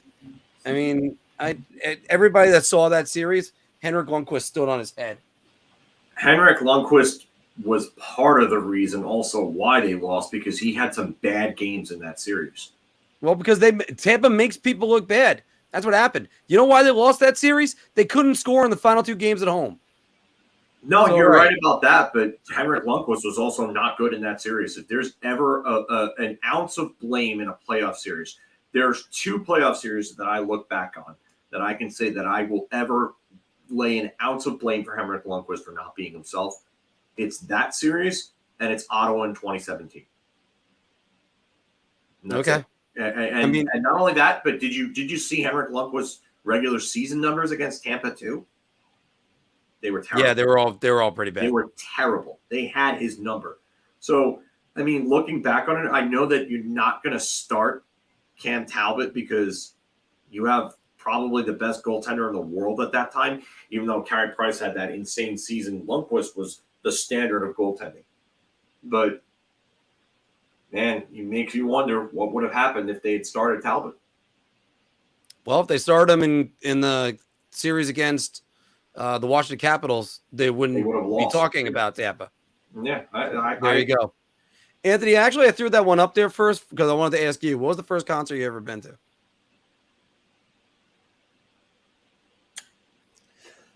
I think it was Creed at Jones Beach in 2009, 10. Phil, how about you? Really that late for a concert? Yeah. Yeah. When you said 2010, it registered to me too. No, I can't even believe Creed was together in 2009, 10, somewhere in that range. Yeah. That's weird. I don't remember them coming around. Mine, I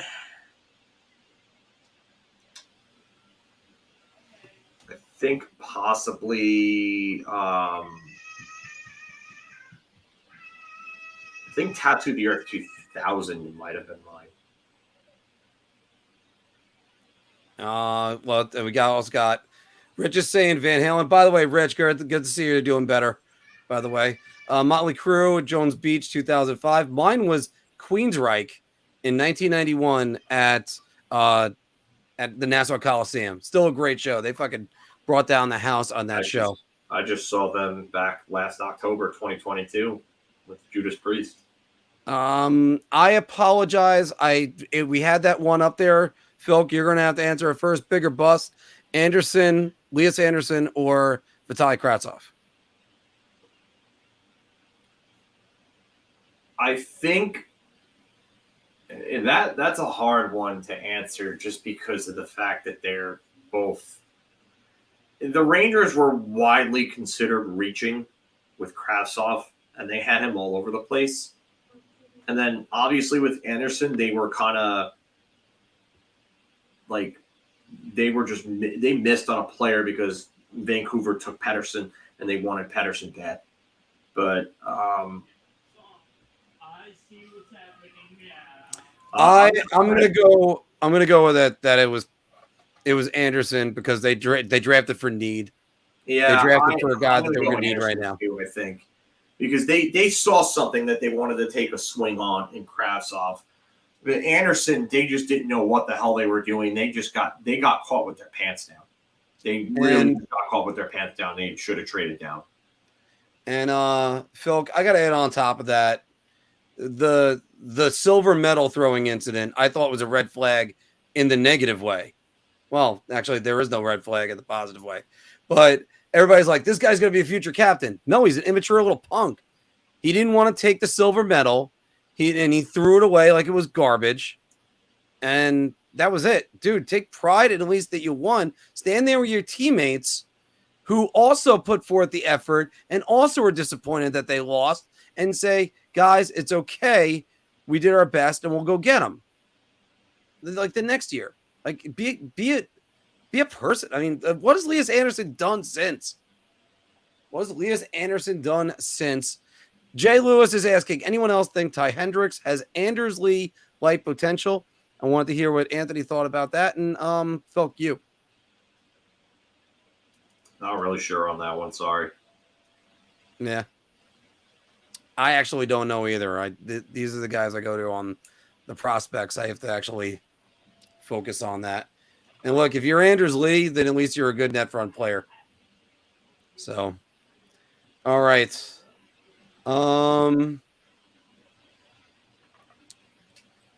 Lee's done more bench warming. Chris Frost is saying Lee was a reach and was also supposed to be a safe pick. Kratz was supposed to have an upside to get pick. I think it's I think both hurt. I think also every time you look at Vitaly Kravtsov, look over at the Islanders, Oliver Wahlstrom and Noah Dobson. You might want to say Wahlstrom might be a bust. Dobson is certainly not. Yeah, I mean, there were other players that were taken in that first round. I mean, you're looking at in 20 Anthony, where you're just like, wow. Hold on. Where was that other comment? I mean, Bouchard went like right after them too. My biggest answer is Bouchard was literally the Jessamine. pick after Kravtsov. You have Farabee, who was picked at 14. I mean, obviously I'm putting Dobson aside, but like the rest of that round is just kind of crap. I mean, until you get to Rasmus Sandin, really. Rasmus Sandin, and it's not even because, and he doesn't even have like a great resume. He just had a great end to last year. So, well, Anthony, do you have any thoughts on Ty Hendricks? He's a Ranger pick this year, right? I guess so. Yeah. I mean, Anders Lee potential. Sixth round pick by the Rangers this year's draft. Yeah. I don't know if I see Anders Lee in that. I mean, I don't know. I don't know anything about him, to be honest with you. So I don't. Well, I'm going to have to look all that up too, Jay. So I'm going to have to start watching some game footage. But then again, I was totally wrong. I thought Nils Lundkvist was a can't miss guy, and he was definitely not a can't miss. All right. Well, we'll take a couple more questions, guys.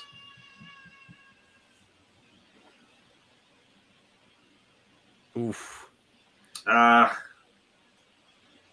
All right. So, Anthony, first year thoughts on the Islanders signing today?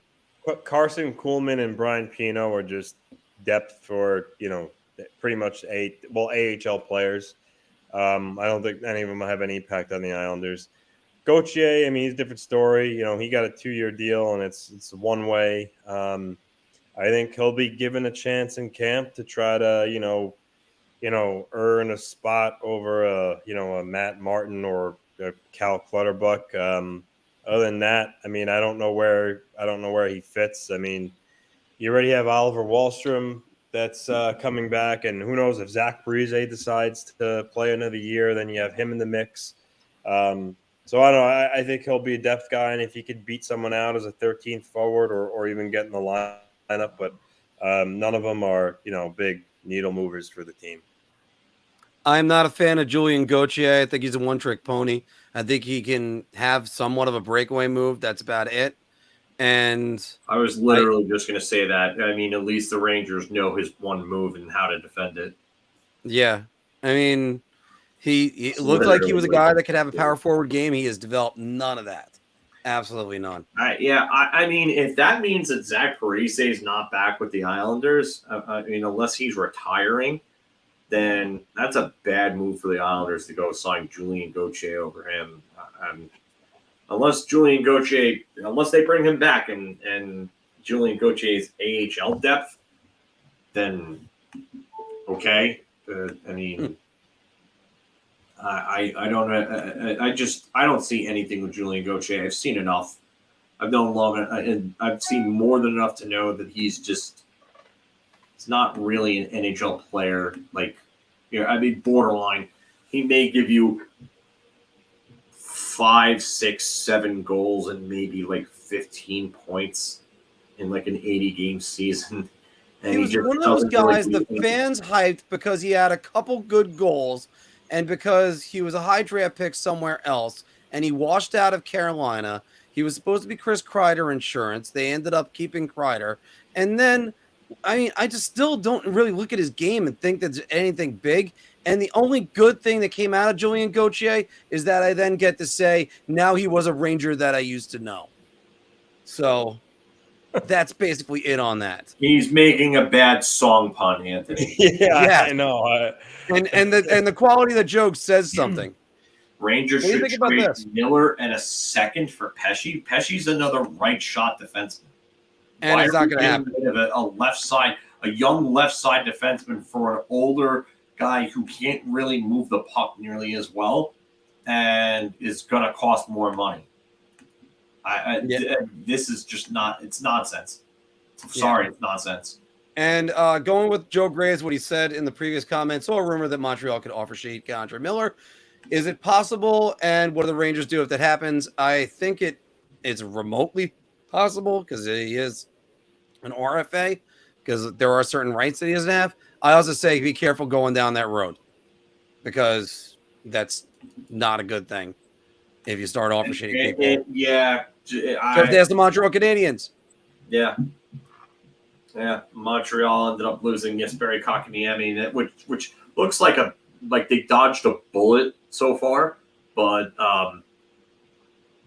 it's just not a good deal for or it wasn't a good situation for them. I'm going to star this one when Anthony comes back. Just be like, was Bodie Wild really a guy with an attitude problem, or was it just the vaccine thing that got him basically ousted? I'm not gonna I heard that there were supposed attitude problems with him. I wonder how true those actually are, but I think it has more so to do with the vaccine thing, which kind of sucks because now all of a sudden it's not mandatory anymore, and now this kid has, he doesn't really have a chance anymore, and he looked like a good prospect at the time, Did Jessamine play 2 games with Atlanta, or was it Nashville? I thought he played. It was, I think, Chicago. Yeah, I think he picked up an assist in one of those games too. Yeah, that was. I believe it was Chicago, and was in 2010 or something, I think.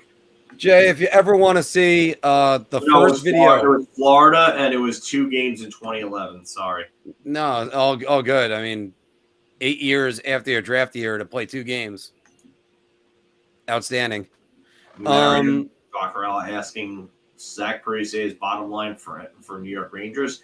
I mean, if he wanted to come play there, especially if he could still give a little bit. I mean, not after being an Islander the last 2 years, it's not going to happen. Probably not. I don't see it. I don't see him as the type of guy that wants to go play for the Rangers either.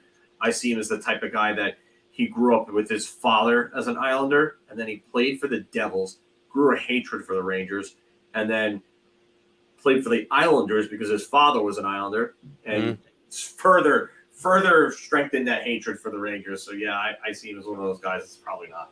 I think I don't have Anthony on this one, Phil, but would you trade Barzal for Mitch Marner straight up? Who wouldn't do this? Yeah, you definitely do this. The only question is, and there's going to be an and in there. What is coming with Barzal for Mitch Marner? That's really what I want to know, because there's got to be more than that. How do I pronounce his name, Phil? Is it Fortescue? Fortescue? Yeah. All right. Any thoughts on Drew Fortescue? I have no idea who he is as a prospect. So I know people who actually know him personally, and there's talent there. There is. I don't know what his ceiling will be at the NHL level. I would like to see where he goes from here in his next couple of years, because I'm pretty sure he's going to be playing NCAA. I think he's going to BC, if I remember correctly. I could be wrong on that, but I think that he's probably going to be more of a bottom 2 pairing defender. I could see him maybe a 5, I guess, but I would love to see more. Yeah, so he's in BC with Gabriel Perreault. Yeah, I thought so, because I thought I saw Instagram comments on a post about him going to BC. So good. Yeah, I mean, he's a good kid from what I've heard. He's got a good head on his shoulders, and I think if anything, he's probably a bottom pairing guy. But you never know. I mean, some of these guys, they come up as middle round picks, and then they end up being better players than you ever thought they would be. And they were not big stars in college, and they end up finding their way because they end up being really good. Like Jacob Slavin was a 4th round pick in 2012.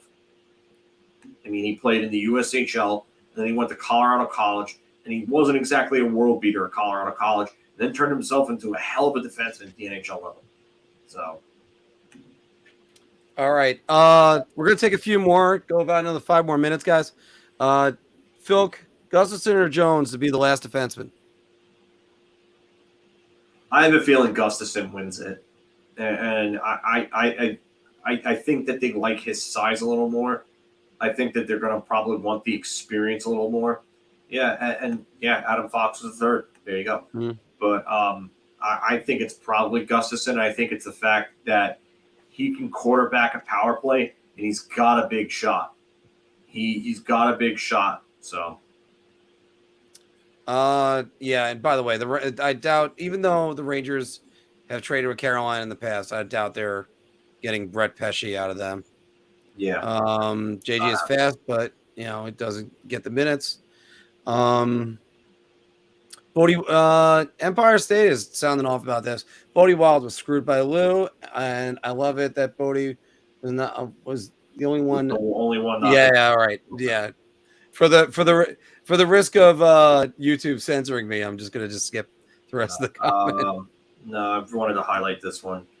Any validity about Tarasenko? I speculated it, but I mean, people are kind of just throwing that around right now. I do think it's a possibility. I just, like I said, I don't know. I just can't see it happening. He's 31 years old. He's gonna come for $1 million, and then you still have to figure out how to get him playing time. These guys still got to play. And if that's the case, you already got Blake Wheeler. He's already the veteran that you reached on. Maybe Kane later on in the year if they find a way to get desperate on that. But, I mean, Kane doesn't have to sign any day soon. So I don't see that. I just don't see it. And if he rejected that deal from Carolina, I'm shaking my head at that one, going, what do you think you're going to get? And again, Zach Jones, I think it doesn't matter how good you like him. I just don't see a place for him here. So that's all we got for that. The answer on where Anthony went, I mean, it's been 2.5 hours. He's been a trooper. So, I mean, all of us are going to have to start going. That's why I said I got 2 more minutes to go for that. Yeah. I think when he makes it in the NHL, I think he's playing around 6 foot, maybe 6'1" if he's lucky. And I think he probably plays around 185 pounds. I think that's where you're going to end up seeing Perreault. I think he's not going to go for a little bit more size to get to like 195, 200. Possibly. I mean, you never know. I mean, look at Capo Caco. Capo Caco went from like a 190-pound player, and then he bulked up. He's probably about 205, 210, maybe right about now. So, I mean, again, the thing is that you got to have patience with this because look at Nathan McKinnon. Nathan McKinnon started in the NHL probably about like 180 pounds, 175, 180 pounds. He was small. He was wiry. But he got he ended up bulking up like a couple of seasons in, and then he had to kind of adjust to it. So Gabriel Perreault is not playing on the Rangers this year. I would be shocked unless he absolutely kills it at Boston College and forces his way onto this team. I don't see it. I wouldn't like expect that. I would. How much do you think Arizona gives Baselli? That's a good question. It's a real good question, actually. I mean, he had a pretty good rookie year. I mean, he's an RFA right now, I believe. RFA, probably without any arbitration rights. Yeah, because I don't. Yeah, he's arbitration 1 year, 1 more year required. So yeah, he's an RFA, but he doesn't have salary arbitration. He had 49 points, 11 goals in 64 games. That's really good, especially on that team. So yeah, I don't know. Maybe he gets like 2-3 million, somewhere in that range. Mm-hmm. Unless they want to sign him long term. But I really doubt that he breaks bank if they give him a bridge deal.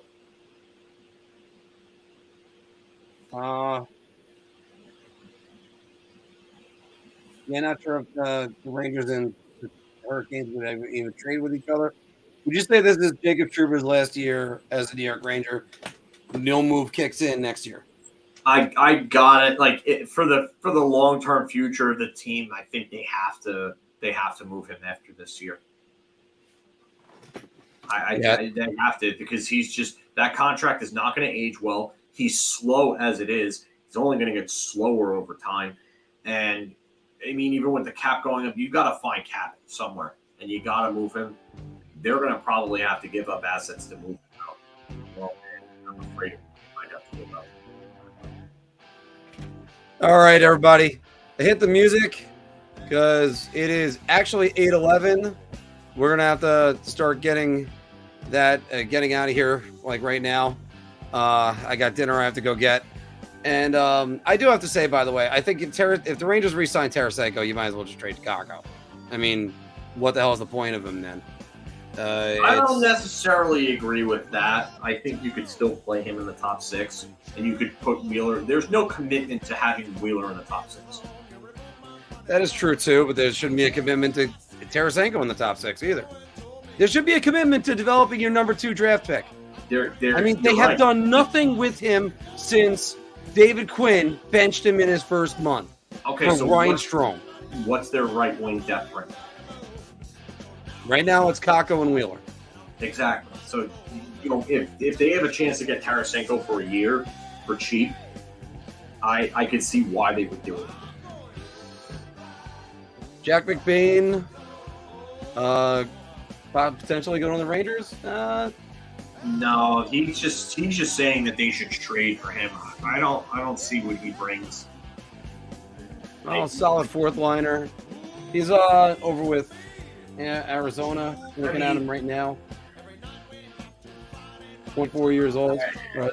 23. Nice little player, but you're gonna go give up assets for that? Yeah, I'm not the big believer in keep on going with the veteran. We've been down this road before. The Rangers have to figure out what they got with these young guys. And I know it's frustrating for everybody because they're on the cusp of either greatness or going back to mediocrity. But the Rangers have to figure this out. You can't just keep putting it off one more year. And you can't have a coach that does it. That's why. No, I get it. I do agree with you, but I understand that there's also a situation that needs. Ideally, Alexi Lafreniere would play right wing and perform well on right wing, and this team's problems could sort themselves out better. But right now, it doesn't seem like that. He's either. I don't know if he's not willing to do it or if he's just not comfortable there. I mean, does Wheeler get power play one time?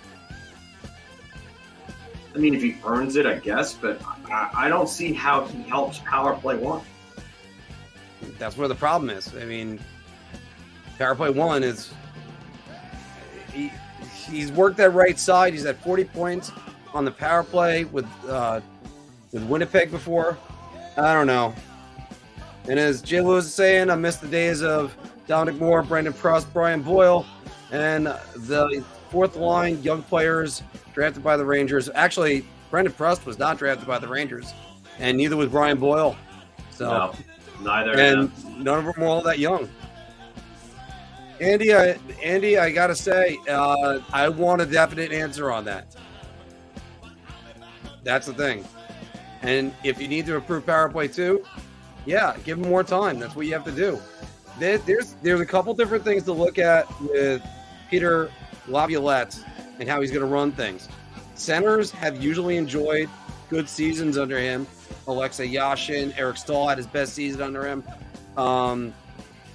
Then you have so look for Zibanejad to get a little bit of a bump. He's had wingers, the speedy wingers that produce, so I want to see if Lafreniere is going to produce. And Wesley, what's going to change with the defense? Because if they're going to split up Miller and Trouba, finally, let's see what happens. Yeah, we're going to see about that. Guys, thank you very much for this week. You can check out more of the segments. They're going to be on YouTube. There's going to be different uploading schedules that I'm going to be doing. And also, we have an article that's going to be coming out very soon where Phil grades the New York Rangers acquisitions from the last week. So, everybody, thanks very much. And we will see you next Wednesday night.